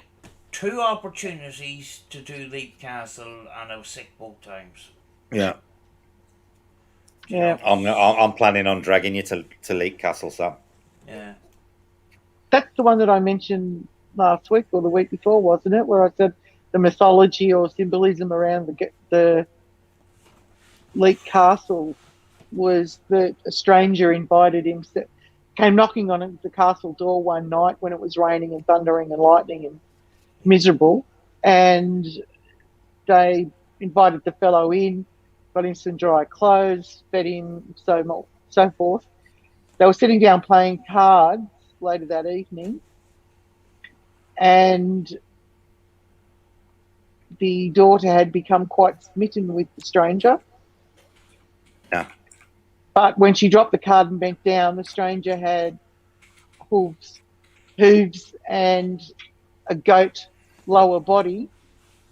And when she screamed and brought the attention of the other family members and guests to that, it took off through the roof, and there's still the hole in the roof where apparently the devil sat down and played cards and shot off through the roof in a supernatural way. Yeah, that's right. She noticed he'd got cloven feet under the table while he was playing cards. Yeah. Yeah. It went on. That place went on. It later and it later became a nunnery, and apparently a number of the nuns, that particular sisterhood, there were suicides, pregnancies, there were all sorts of weird and wondrous stories that came out of the nunnery, and that's when the church sold it off and it went into private hands. So the stories around Leak Castle are, again, mythology, folklore, call it what you want. It's on the market at the moment, something like Evelyn's onto it. Yeah. 1 million or 1.5 million, I can't remember which. But the current owner decided to pass it on. I think they tried to make a hotel out of it, and it didn't work out. Yeah. I think it would be a great hotel. Like, you know, when you're investing that amount of money, you need to sort of do something with it, sort of thing, rather than having it just sitting there. You know, so you need to make something from your investment. You know. Yeah. The time that I saw it, the first time that I saw it, was when the Ghost Adventures crew don't all come at me at once about that. It was many, many moons ago. Yeah. When Nick was still there, so don't. Yeah. Anyway, the upshot was that's the first time that I heard about Leak Castle, because they did they did a urban exploration there, shall we say, and that's when I heard and looked it up and read some more on it. The same as anything that we raise here, as I always say, do your own research. We're always happy to give links. Look for this on YouTube, or, a lot of the stuff that I talk about with the Electric Universe. They have a fantastic site on YouTube. And there is a bunch of information there. And make your own mind up. Yeah. Yeah. The problem with Leap Castle at the moment is it is on the market, but the current owner didn't realise how much it took to. He's a building contractor, but he actually had to do a course to restore the staircase, and that staircase cost. I can't remember how much it cost. Was it 25 or 40 something thousand quid? It cost a lot of money anyway. That's just to do the staircase, and he had to do a course in antique restoration to actually restore this staircase. It's heritage listed. And it was advised that somebody who was to buy this property at the price of £1 million or £1.5 million would need a considerable amount of extra money to get it into a proper state. You know? Yeah. So we may see in the future that a hotel might take this over, and we may not be able to do anything with it anymore in a paranormal sense. Maybe, I don't know. Yeah, but it'll need a lot still further. The good thing about Leap Castle though is it's the surrounding area as well as the castle. Mm. Same as the Hellfire Club. I mean, the amount of people that go there and believe the mythology around Aleister Crowley, and I just want to shoot the TV. Yeah. Look into Aleister Crowley. He was never a devil worshipper. You know, he was branded by the church and others as the most evil man that ever lived, and blah blah. BS. The most wicked man on the planet is what they call him. There was rumours that the Hellfire Club in Dublin was to be turned into some sort of museum or a heritage center or something like that. Yeah, that they were going to do something with it. Yeah. Whether that's true or not, that'll be interesting if they do. Whether it's true or not, I don't know. You know. I mean, you all right, Julie? Yeah.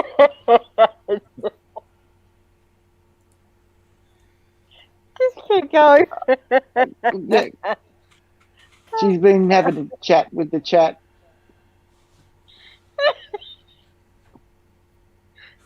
Mute myself. I don't know what's going on there. She's lost We're it. just gonna we'll just carry on. We don't know exactly what we're laughing at. Now she's an ex. See, folks, this is the pressures of streaming. She's self-flagellating there by smacking herself on a bum or a thigh or something. Oh, she's gone again. Yeah,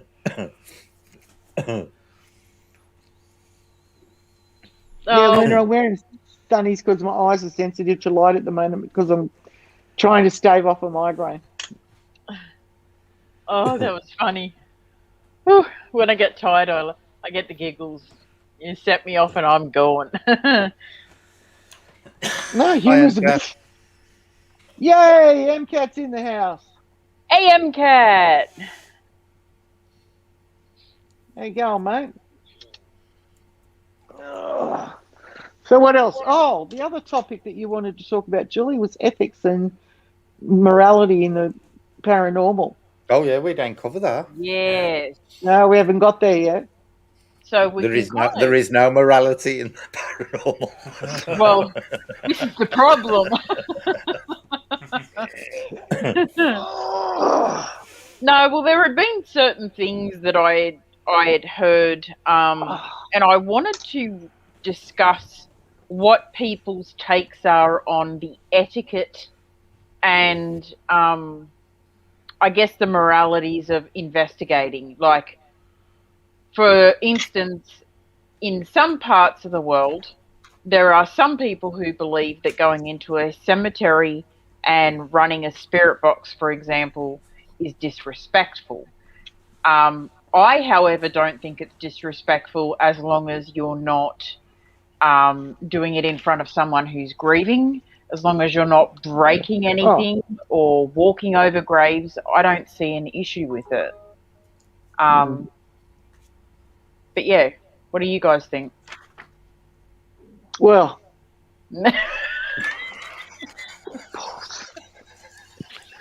instead of poles, we're now dealing with balls on fire. I think they're called comets, aren't they?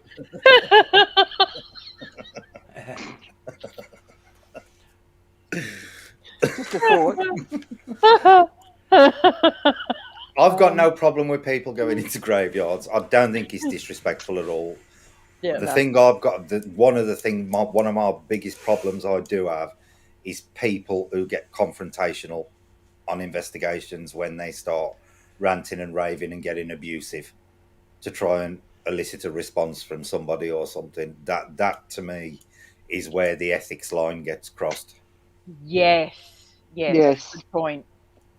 And when other so-called paranormal investigators do exactly the same thing and then will mention potentially another channel that they're competing with for subs and views and say, oh, well, I watched a video with so-and-so and they were in a graveyard and I find that disrespectful. And yet only 2 weeks earlier, they were in there doing the same thing. Yeah. Okay, this is my opinion. It is not disrespectful. Yes, if there was a funeral, you use common sense and decency in these things. But one thing I like about with Jackie and Julie's videos, for example, they introduce themselves. Now, if there's an appropriate etiquette, that is, you're walking into a space that you want to do something with. Yeah. So therefore, it's like meeting somebody for the first. You introduce yourself. So if there's an etiquette to be had, then as soon as you walk in past the gate or the entry point, say good morning, good evening, spirits, whatever languages you feel is appropriate, and say my name is, whatever. I'm here to communicate with anyone who wishes to communicate with me. And, that's an appropriate thing to do. Yeah. See, when I do it, I always do a brief history of the place as well. The first thing I do when I do an outside investigation is do a rundown of the history of the place. Because then, if anything happens, it gives people context to it. Rather than you having to stand there when something happens and go, oh, and by the way, this place, blah, blah, blah, blah, blah. I'd rather do it at the beginning so people know if something happens, what the relevance of it is. Yeah. Yeah, but I've seen other video channels, and particularly out of the US, some of the smaller ones that are growing, where the guy spent 45 minutes to an hour of the investigation doing history and interviewing people. I mean, that's fine, but if you're in the editing process, if it's the same story over and over again, you don't have to revalidate that history. It will speak for itself.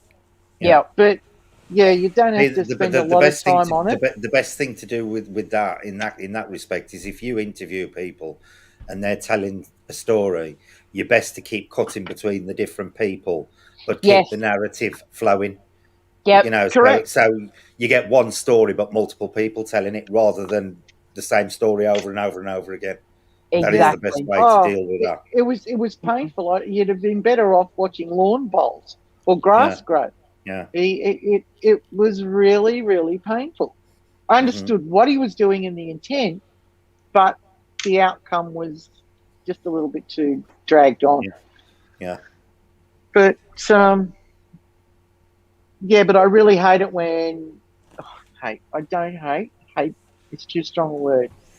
I dislike and find it part of the current fad, if you like, in the paranormal realm, where everybody's fighting and bitching and carrying on like pork chops and having to go at different channels and different people and arguing with their followers. And then their followers attack the other people's followers, and Mm-hmm. really,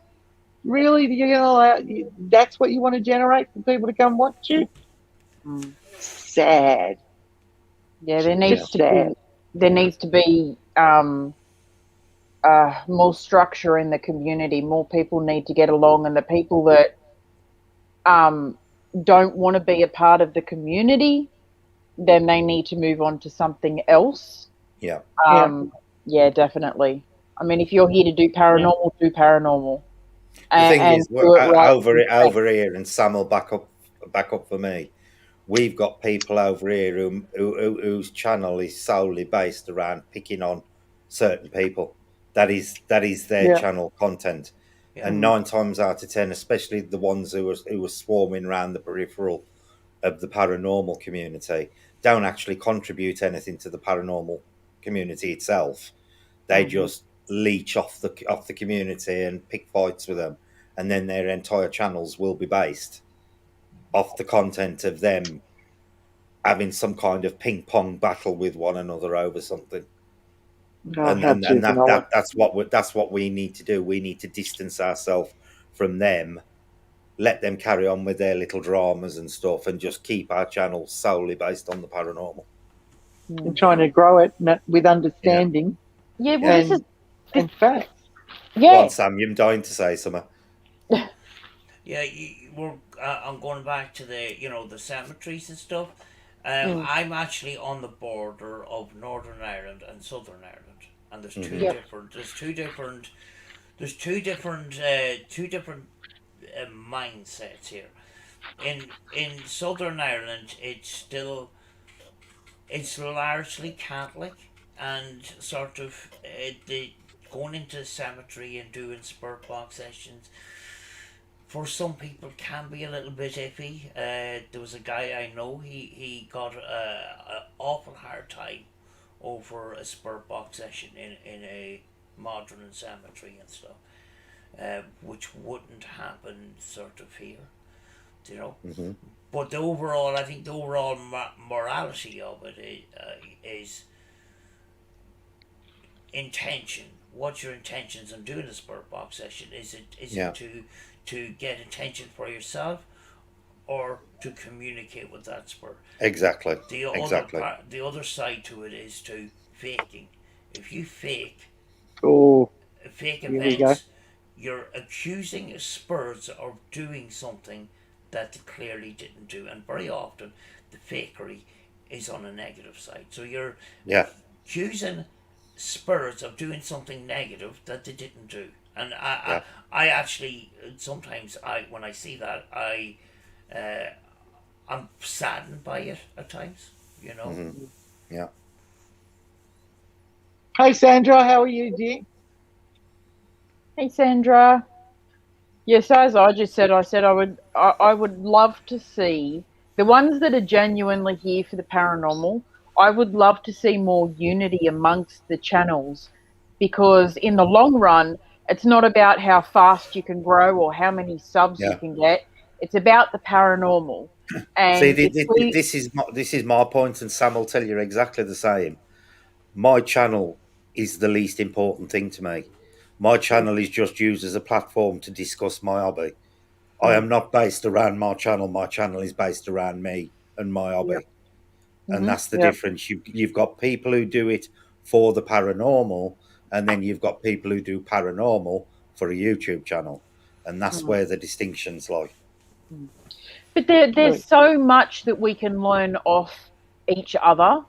Yeah. And as a greater community, if we all kind of, unified. Yeah, definitely. Definitely. Unification is a tricky process, because you're always going to get confrontation. You're going to get confrontation on the fact that the paranormal it's not black and white. You know, it's not yes and no. There's a whole spectrum in between, and there's so many different beliefs. So many different beliefs there. You know, we got 4 people here on the panel tonight, and we could have completely different mindset to certain Well, we things. do. Yeah. You know, We do. you know, and we do unify, Mm. but that's we worked on that. Mm-hmm. But as other people, are they able to do that? But then again, you have other people that do things that are pretty dodgy, but they believe it's okay. Yeah. And the worst part is doing the dodgy stuff, the fake stuff, gets them more views because they got that creep factor, or we Yeah. could all rattle a half a dozen or a dozen just without even blinking an eye.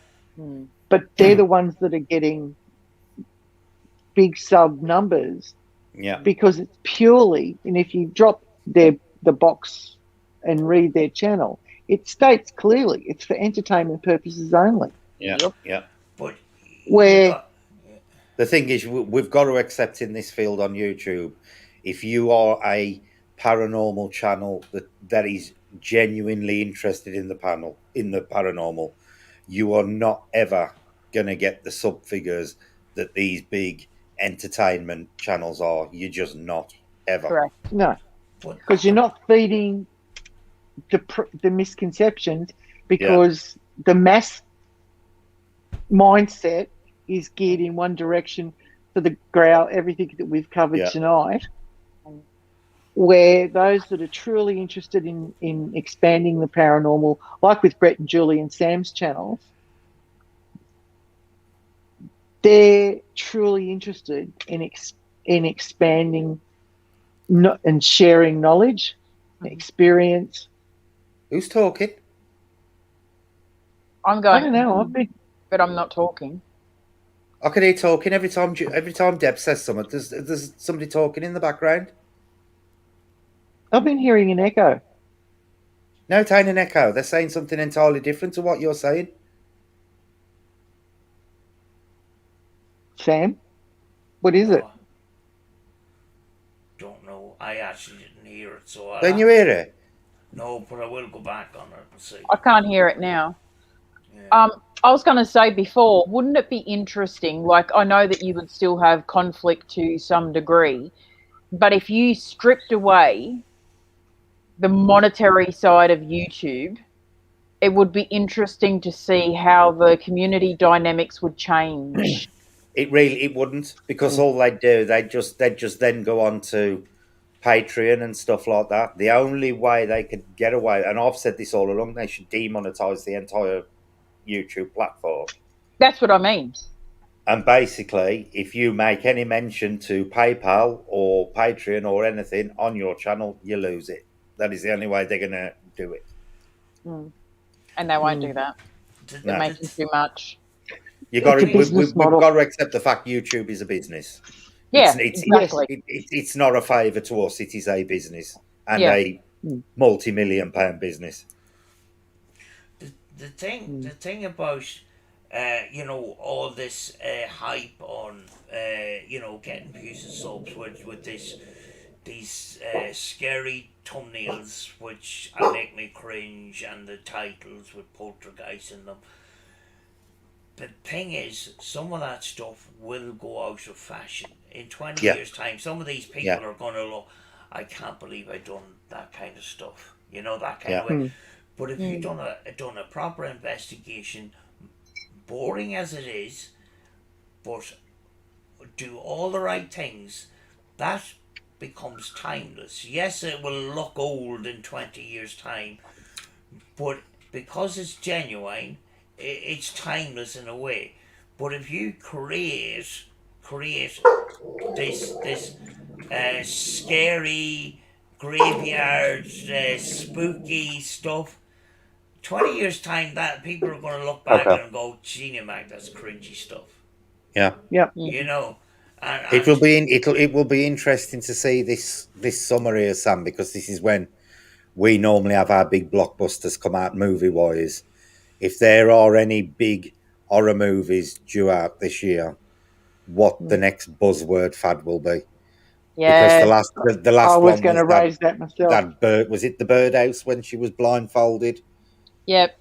that was the last one that started to take off over here, and I'm just wondering what big horror blockbusters are due out this year, and then we'll see how it starts to ripple into the YouTube paranormal channels.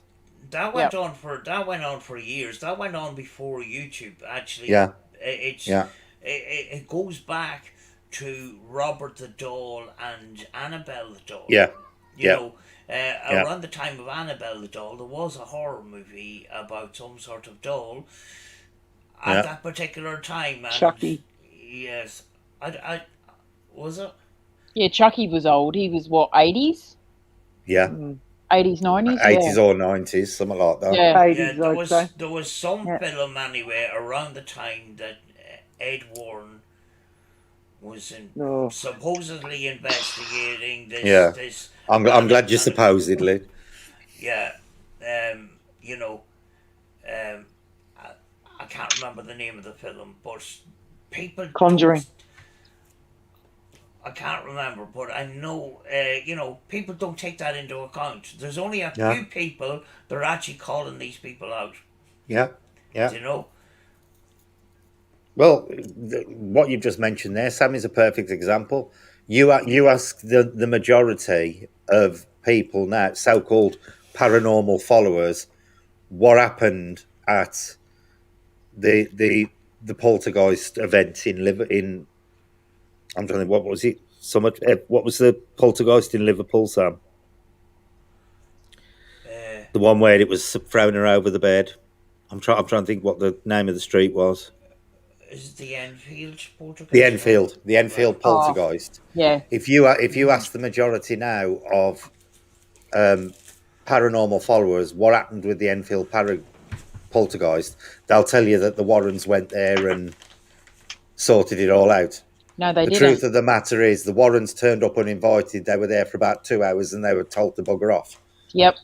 But because it's come through on a film now, what happened at the Enfield poltergeist is slowly changing in the minds of people who follow the paranormal community. You know, they forget all about Morris, who was there and did all the investigation, and Morris himself. There's a backstory with Morris. You know, there was a lot went on at the Enfield poltergeist that was not as legit as it should have been, shall we say, due to a number of factors, including the investigators. And you know, but because it's been made into this film by the Warrens, because I presume they've got some kind of financial cut out of it. You know, the entire history of a paranormal event is being changed solely down to media. Yeah. Yeah, don't believe everything you see, people. No, definitely not.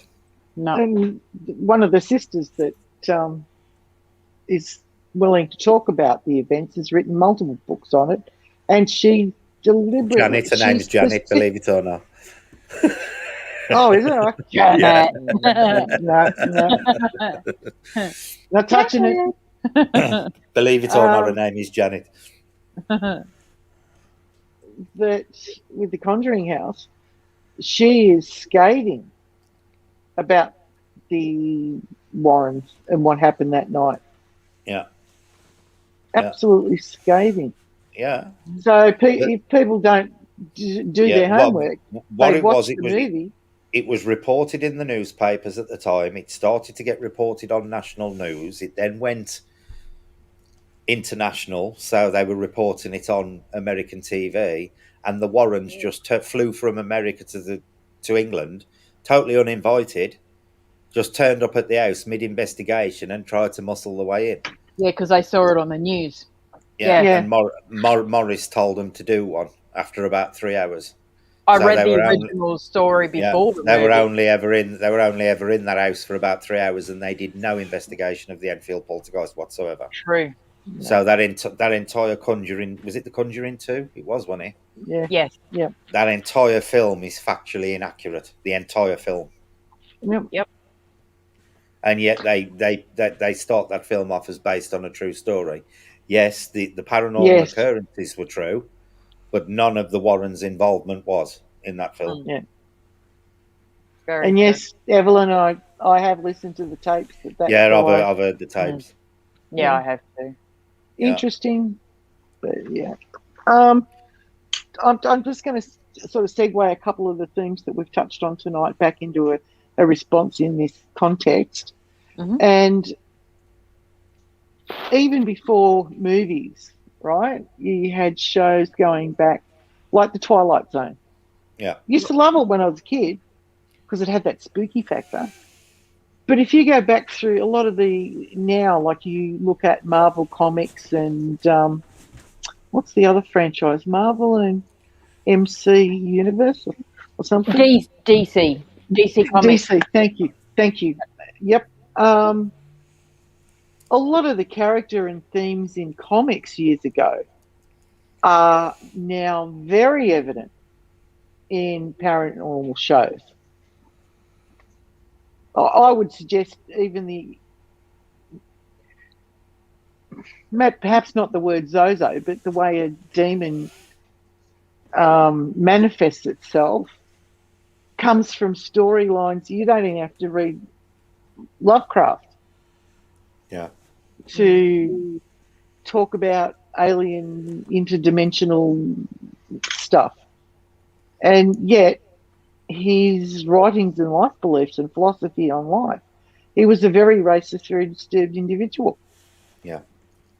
So well, Fairy's just put there is a new horror film coming out over the summer called The Quiet Spot, about a bridge that you have to be quiet to walk over. So it's going to be very interesting now to see if Goatman Bridge and all that lot suddenly have a great big take off again. That movie's already been out, but they're bringing out part 2 of that one. It's called A Quiet Place. So expect a resurgence in Ghostman because the most famous case involving a bridge is the one where Goatman is supposedly seen on. So there's going to be a resurgence in Goatman. I'll guarantee you. The bridge is shown at the beginning, but it's not actually about that. So what it's about is like there's these creatures that have taken over. I don't really want to go too far into it and spoil it for anyone, but you got to be quiet because they see you by sound. Right. Oh, so they got to creep around everywhere. Yeah. It's on Netflix at the moment. Yeah. Yep. Yeah. So yeah, good movie. It's right, MCAT. 99% of people who watch paranormal channels are only looking for a jump scare. They're looking for that cheap thrill. That is all a lot of. They've got no real interest as such in the paranormal itself or looking into the paranormal. They never get any farther than the jump scare. That's all they want. That's all they're looking for. I still say they should have. I still say they should have separate separate things for this on YouTube. One should be entertainment. Yeah, but they won't, a lot of channels won't admit that they're entertainment channels. Oh, I know that. Yeah, but it's in their description. They if you fake drop it the and make arrow, themselves out to be genuine. But it's in their description of what they are. Drop the little icon down on the right, the little arrow, and it comes up all the links and stuff that they say, oh, we'll put it in the description box. Read to the end of the description box. Entertainment only. Yeah, that has to be put in over here because it's a legal requirement. It's a get out of jail card legally. That's but why. There's your first clue to using rational common sense. I think it happens in America as well, up to a point.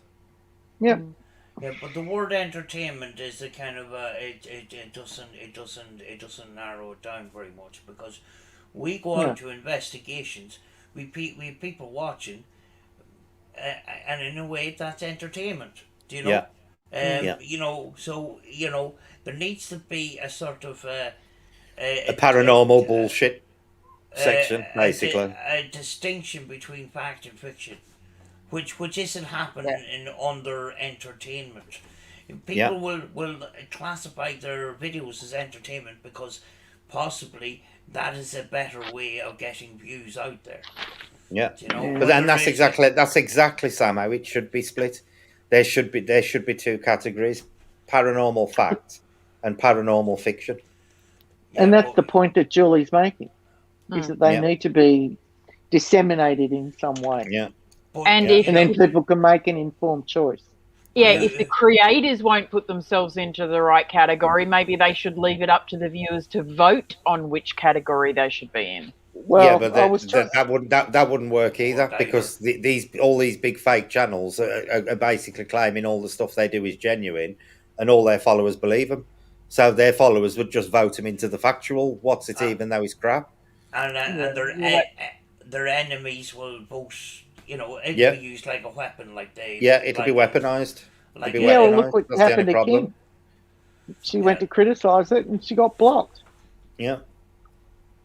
You know, the like and dislike button is used as a weapon. Yes, That's Jack, all I've it is, seen Troll Hunters. It's a good film. you know. Well, yes, that lends back to an earlier theme that we touched on with, you know, how the subs or the viewers become like cult followers and or want to attack another channel and they dislike every piece of content that goes up. Yeah. I mean, Jesus, get a life. Mm. If that's Grow all up, you can move focus on. on. Yeah. I mean, I always get 2 dislikes on whatever, no matter what video I do. I always get 2 dislikes on it. I'll just laugh it off. It's of no concern to me. You know, it don't bother me if my video don't get any likes, as long as people have watched it and enjoyed it. You know, I don't care whether they like it or not. As long as they've enjoyed what I've done, that's all I'm bothered about. Mine will And start. hopefully, these you know, trolls- and hopefully they've learned something. Mine will start but again these soon. trolls And I'm keep like, coming back. yeah, Yeah. they do. Why do they come back? I mean, I just Yeah. shake my head with This is disbelief. why I don't even say to people on my channel during my streams, like and sub. I never ask. Mm. You know, if people like your channel enough, they'll come back. You shouldn't have to ask them. The thing is, too, if you get, say, a couple hundred views on a video and there's a big, high percentage of dislike, maybe people would look at it and say, wonder what went on there. That's what Let's have that's a what look." happened. Sam, That's what people should be doing. Yeah. I have actually seen that done. I have seen that done, and it was that group that team we were talking about earlier, before the stream started, Julie, and they started a stream off, and they dumped 200 dislikes on the stream the second it started. What? So everybody got pulled in, thinking, "Oh, what's going on? This thing's got like a few likes." And as can you remember who it was, Sam? And as the stream went on, the dislikes started to vanish. Oh. Can you remember, Sam? Yeah. Yeah. So it was So they a- even used the like and dislike system as a marketing tool. Yeah, and I was told by somebody else that exactly the same thing. What happens is they put on these dislikes, and what happens is they start disappearing. It's the same for views. They start off with a massive amount of views, and they start tapering off at an even rate. Too even to be actually natural. Yeah. Mm. Yeah. You know? Yeah. That's sus. No, we're not naming names, Evelyn. No. Cool. That's all we need to start. Yeah, no, I don't want that. This is, I'm not doing You know, drama. I've seen it done. I've actually witnessed the like and dislike system being used as a marketing tool to get people into a live stream, because they think there's something controversial going on because he's got such a large amount of dislikes. And then it drags people in. It's easy enough to do if you've got enough of these dummy accounts to do it with. And you will be surprised how some people have got numerous, you know, and it ain't just one or two. Some people can go into 20, 30, 40 separate YouTube accounts they use. Yeah, I know one person who has a lot of dummy accounts, and they I really couldn't. I know. Yeah, I really couldn't be asked to do it. No. I've got my one account. I tell a lie. I've got 2 accounts. My other one's my private one that I never use. I'm with MCAT. You shouldn't live your life by likes and dislikes. No, I never have done, Deb, and that's why I never even bother asking for likes. If you notice on all my streams, I never once say to people like the video. They'll like it if they like it, or they'll ignore it if they don't. Do you ever see these people that come in and say, "Hello, everybody, I'm just here and I need to go soon," and all the rest of it? And God, they advertise themselves and then they leave. Yeah, it's all self promotion. Why come in if you're just going to say hi, bye? Yeah. Or you'll get the ones that they'll come in, sit there for 20 minutes, not say a word, then just go, I'm off, and leave, and then they're moaning to other people. They never even acknowledge, they never spoke to me for the entire 20 minutes I was in there. Well, you've got to interact on the chat to be when you're streaming, you haven't got time to remember all the people who've come into your chat. And if people have took the time to post a comment in your chat thing, they're the ones you're going to respond to, not the ones who are sitting there silent. So if you come into a chat and then say nothing, you can't really complain that the streamer has ignored you. They haven't ignored you, it's just that you haven't interacted. So, they've got nothing to communicate with you over. Exactly. Well, the other side of it is sometimes I go onto a stream and say hello to everybody, and then just I want to watch the video. You know what I mean? I don't want to. But you'll find 99% of people, if they watch a video, at some point they will add a comment of something that they agree or disagree with. Yeah. They'll put at least one in there. But when people don't. No, they don't. I used to do that with yours. When I'd come in, I'd be like, "Hey, how you doing?" Then sit back and watch.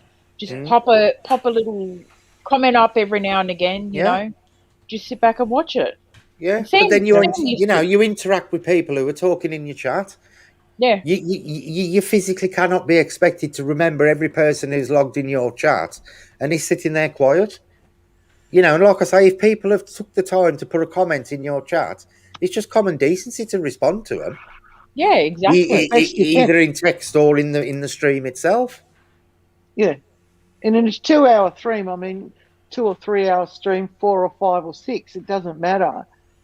Even just up until now, we've been going for about just over 2.5 hours. Look at the range of topics that we've talked about. Yeah.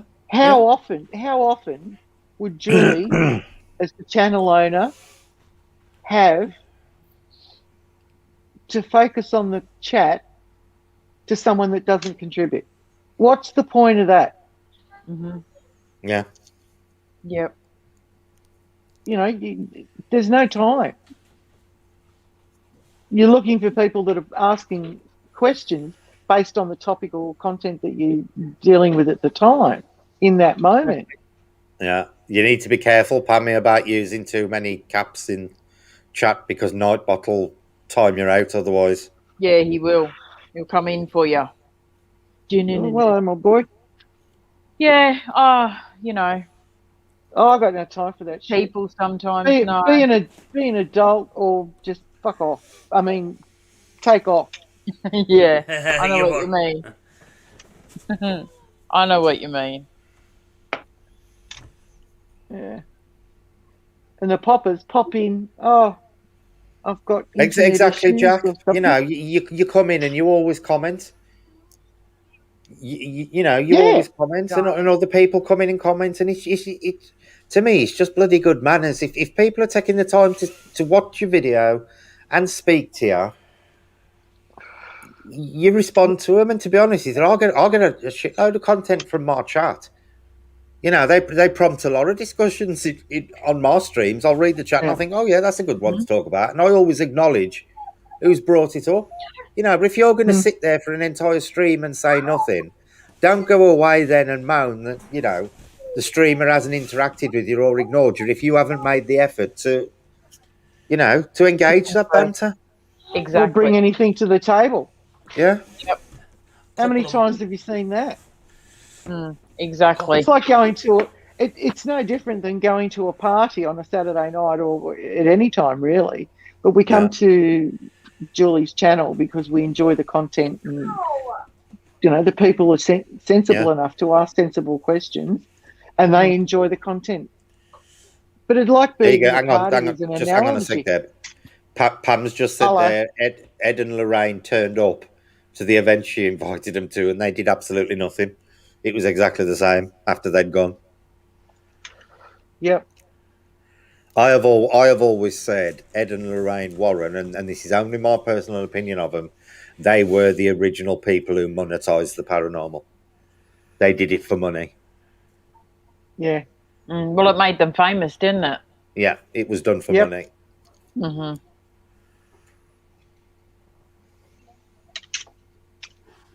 Yeah, it's funny. You only ever heard about a few of their case files, and the rest of it stays private.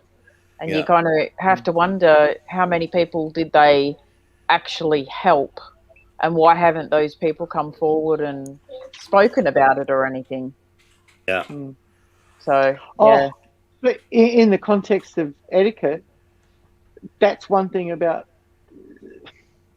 I'm trying to find another word because investigations, urban explorers, we'll call it. Those that go into someone's home because they've contacted them. Yeah. And they just stir things up and make it worse, and they get to leave. Okay, well, how about you go? Yeah. I never think about the person afterwards and what they've stirred up by being aggressive and challenging and all these other things, which I don't subscribe to. Yeah. See, this is why I don't agree, Deb, with any team claiming that they can do things like get rid of spirits out of houses and stuff, because nobody can make somebody that over. Yeah, nobody can make that claim with any certainty. Nobody. Absolutely not. I had a lot of questions over a private house that I investigated twice, and the story was that the activity was so bad that it made their life hell. Yes, they invited a number of different people in every Saturday night. And I sat down with them and I says, listen, you don't know who you're inviting into your house. Exactly. Turns out that they were quite open about they're going to write a book about all the experiences. Of course, we were left out of it. I don't know why we were left out of it. Maybe it's because I questioned a lot of things. Yeah, that's what it would have been. There was other teams, they were all mentioned. I went through the book a number of times. I still can't find my name in there, but I don't want my name in it, to be honest with you, because I find out later that this house now, they're renting it out for a film set for horror movies and stuff like that. And I says, and me and Rachel, we were sitting there and we were looking at these posts on Facebook, and I says, I says to Rachel, would you go back to this house if you were invited again? She said no. And I says the same. No. Yeah. We got 2 investigations. They kept calling off the 3rd investigation. We never got to do it. Maybe because if we done more than 2 or 3 investigations, we could debunk a lot of stuff. Yeah. They going in there once, that's great for them because they can tell their story and we get one night of an experience, but an investigation takes months. But we were only allowed 2 investigations. They wouldn't give us the 3rd one. Why is that? Yes, on Facebook they'll say, oh, we had a very dramatic week this week. I got pulled by the ankles in my bed and blah blah blah blah. Every single week, and Rachel, I don't even look at the posts now. Rachel is reading them, and she said, "Jared, look what so and so has wrote on Facebook. Yeah, look, they've had some." And this is exactly how East Drive works. So it's all commercial, and in the end, the monster literally feeds itself. If you're terrorized in your own home, you would try to get the best people. With the bed, of course you would. You're not going to take any Tom, Dick, and Harry off the street to investigate your house. Mm-hmm. Exactly. Because you're going to get some idiot that's going to go in there and start, stir it. Stirring it up. You do not know what you do not know what it is, and they don't know what it is. And I told them, I says, if you're having this trouble in your house, we get to leave. You don't. So you Yeah. have to be That's right. very careful of who you invite into your house. Yeah. Mm. Exactly. You know, so some of them things people don't take to those things, but I sat down and I started questioning some of these reasons, and possibly this book and money was involved in this, you know. And publicity for, I done investigations there. That's free advertisement for them. Yeah. Do you know?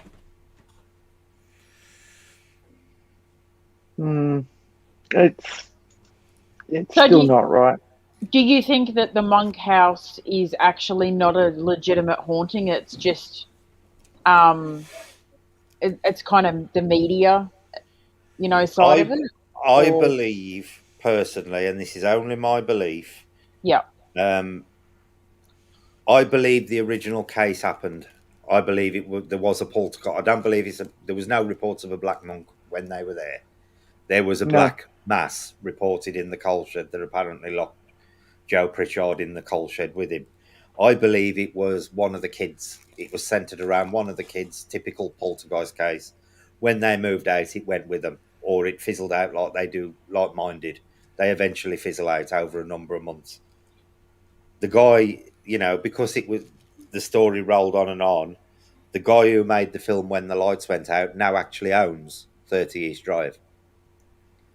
So the film was made, and now he owns the house and runs it as a commercial business. Now that house is like £300 a night to rent for a group of people, and Oh, that house is rented out every single night. So you can imagine the types of money that house is turning over. a lot. It is humongous amounts. And the film was deliberately used to promote the house so he could run it as a commercial setup. And it is even done to the fact that they've bought, and it's not even the original furniture in the house. They've just gone to local junk shops and bought furniture from the 80s when the original case was going on and put it in the house to make the house look like it's still stuck in the 80s. They even glued a picture of the test card on the telly from the 80s to make it look like the telly was from the 80s. Oh, God. That's how staged and commercial that place is. I Yeah. don't believe there's anything goes on at East Drive now. Not a You're thing. not Yeah. you're not even allowed to use the cooker. Yeah, You have to yeah, get takeout. yeah. You do.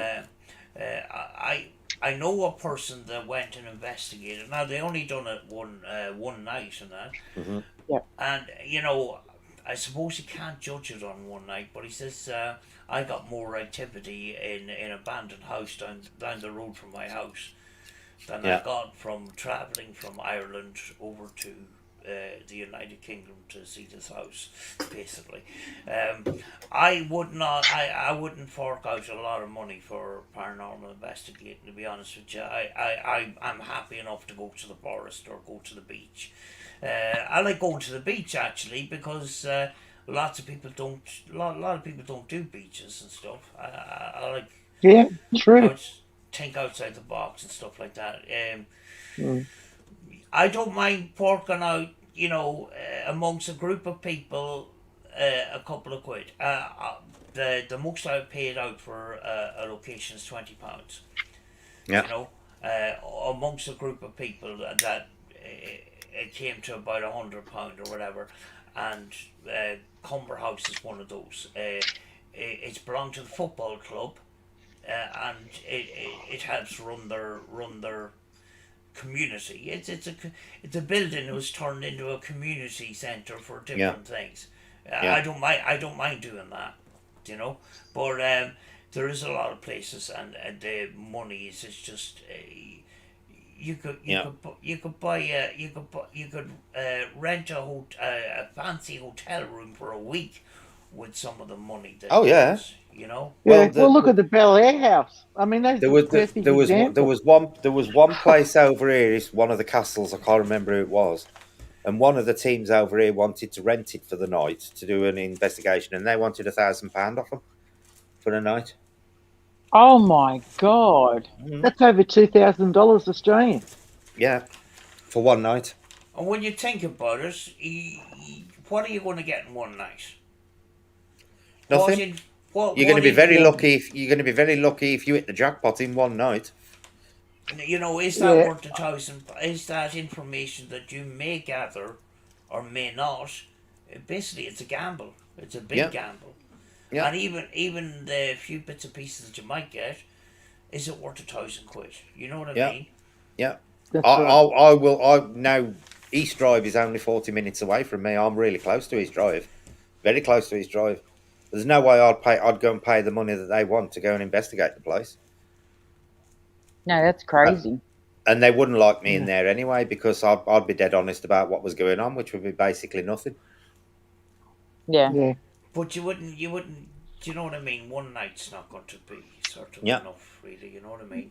yeah. But if Well, you no. watch them lot who go to East Drive, everybody who goes for one night, the devil and all his demons turn up for the night.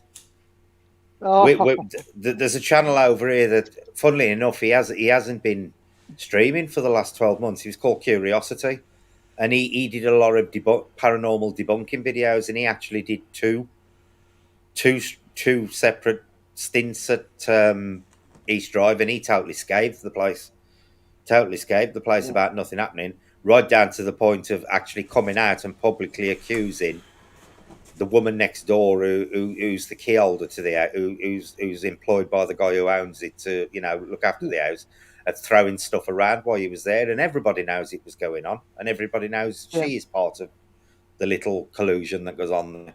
But he actually publicly stated it in his video that he had a suspicion she was part of it. Mm. What? And he's gone missing since he outed them.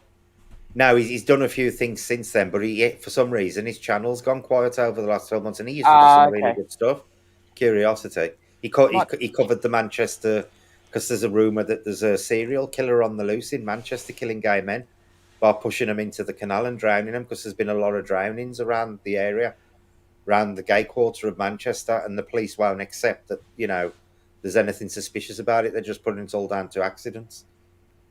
oh yeah. And Fits the profile each one, but yeah, and he covered that. He actually covered that. But there's reports that the one guy was actually incoherent on the phone. He found his parents just before he went missing, screaming and crying and stuff, and they couldn't understand what he was saying. And they still put it down to accidentally fell in the canal. I'm just going to go and change my earbuds out because they're running low. I'll be back in a bit. Okay. And it has nothing to do with lettuce, Brett, by the way. Yeah. You're off to wet your lettuce on the sly. There she goes, look, off to the cabbage patch. There's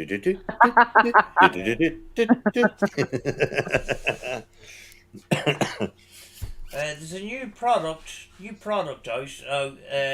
If anybody wants the product, find it an EMF detectors. Don't go to the equipment companies. They're going to charge you a fortune. But it's I can't remember the name of the actual product. But it's an EMF detector that will. Oh yeah, I wanted you to send me the details on that. I will send it to you afterwards. But it's similar to the Geiger counter that I have. Yeah. It will give you 3 different readings of EMF detection, and one of those will be electrical magnetic field, where if you a text message or your phone triggers off, it will show it on one graph, but on the other graph it will not do that. And if you even hold it up to your spirit box or your radio or something electrical on one of those graphs, it will not move. So if it does move, then you can question it. But it's able to debunk electrical magnetic interference like phones, walkie-talkies, etc., and stuff like that. Yeah. Because the K2 is very sensitive to everything. You can have a walkie-talkie a good distance away, and once you press the side button, you can manipulate that whatever way you want. Same with phones when you're live streaming and stuff like that. The EMF detect the K2 it won't even give you an accurate reading of EMF. It only sets up lights. And a lot of us now use it as a trigger object, but Yeah. it's highly sensitive to radio waves and electronic interference and stuff like that. But this new Yeah. product is it's got three different types of electric magnetic field. You know, so you can have some sort of an idea where the electromagnetic The source is field coming from. Yeah, Yeah. do you know? Yeah, I So- won't mind getting one of them actually. Oh, 20 I've got some news. Hopefully, I should be getting a new camera for the channel and also to do outside broadcasts with. So we should be getting really high quality video on the channel before long. Yeah. Hopefully. Yay. Oh, I shouldn't do that, should I? Well, All right. I'm just getting the link for the Discord too, just to let you guys know that we have Discord now, and Discord is a really good platform for getting information about the streams and for chatting and sharing little bits of evidence you guys catch.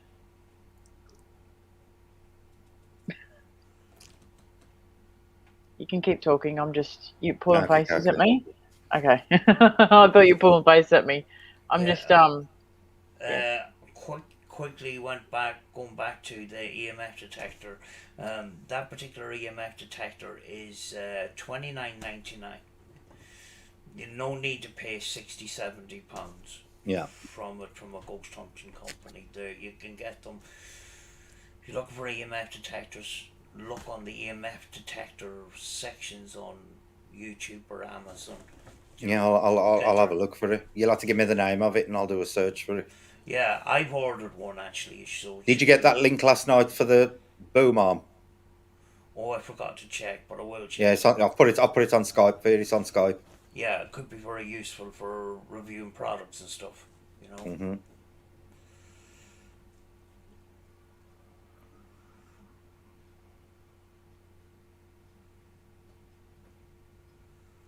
Julie in a Discord. You do not know the pain I went through with that Discord. we had fun. I joined Discord because of some other paranormal team, so I have it on my phone. So yeah, I've got a Discord channel, Sam. If you want to join it, hang on, I'm getting the link. That's where we normally chat. All right. Yeah, eventually I've been thinking I'm going to get rid of my Twitter, maybe my Insta and Facebook I might just keep for kind of personal use. So I'll probably end up using the Discord for everything. Yeah, it's a lot better because you can put everything on there. You can have voice chats on there, you know, so even if you ain't streaming, you can still talk to people. All right. You can link all your videos and everything on there. Up ahead. It's like a complete communication package. Yeah. I love it. Yeah. It's totally free, Kim. It is totally free. Yeah, it's free. You can work it either on a computer or on your phone. Yeah, we were doing music quizzes yesterday. We had quite a laugh with them. We had fun. Julie was cheating because she types fast. I can't help it. I'm there like. That was good. Yeah, if you Google Discord, Kim, you can either have it on your computer, which I prefer. I prefer it on the computer, but you can also have it on your mobile phone. I use it on both, but mainly on my phone. So you can even use it when you're out and about. Yeah, it's good. Yeah, you can have that icon on your phone with all your Yeah. apps and stuff. You Yeah, just click yeah. into it and stuff. So it's good because if I want to talk to Julie, I don't have to phone Australia. We can just talk through Discord because there's voice channels and text channels on there. Yeah, it's really good. Back in the second, I wonder what. Yeah, you did ring me, Jack. Okay. I gathered you'd press the wrong button. I'm going to powder my nose. I'll be back in a second. You're going to wet your lettuce. Aye. Yeah. Don't forget to stamp your feet when you've finished, like Deb's just done.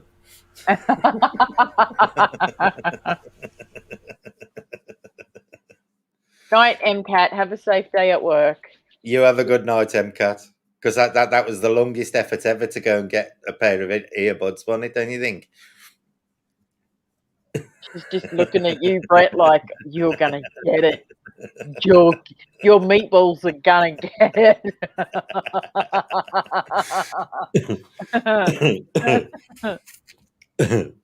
You'll get used to it really quick, Jack. But Discord is brilliant for channels to use as like a central communication point, because you can even do private sessions on there out of the way, so they ain't even on YouTube. You can just have little conferences on there and talk about whatever you want.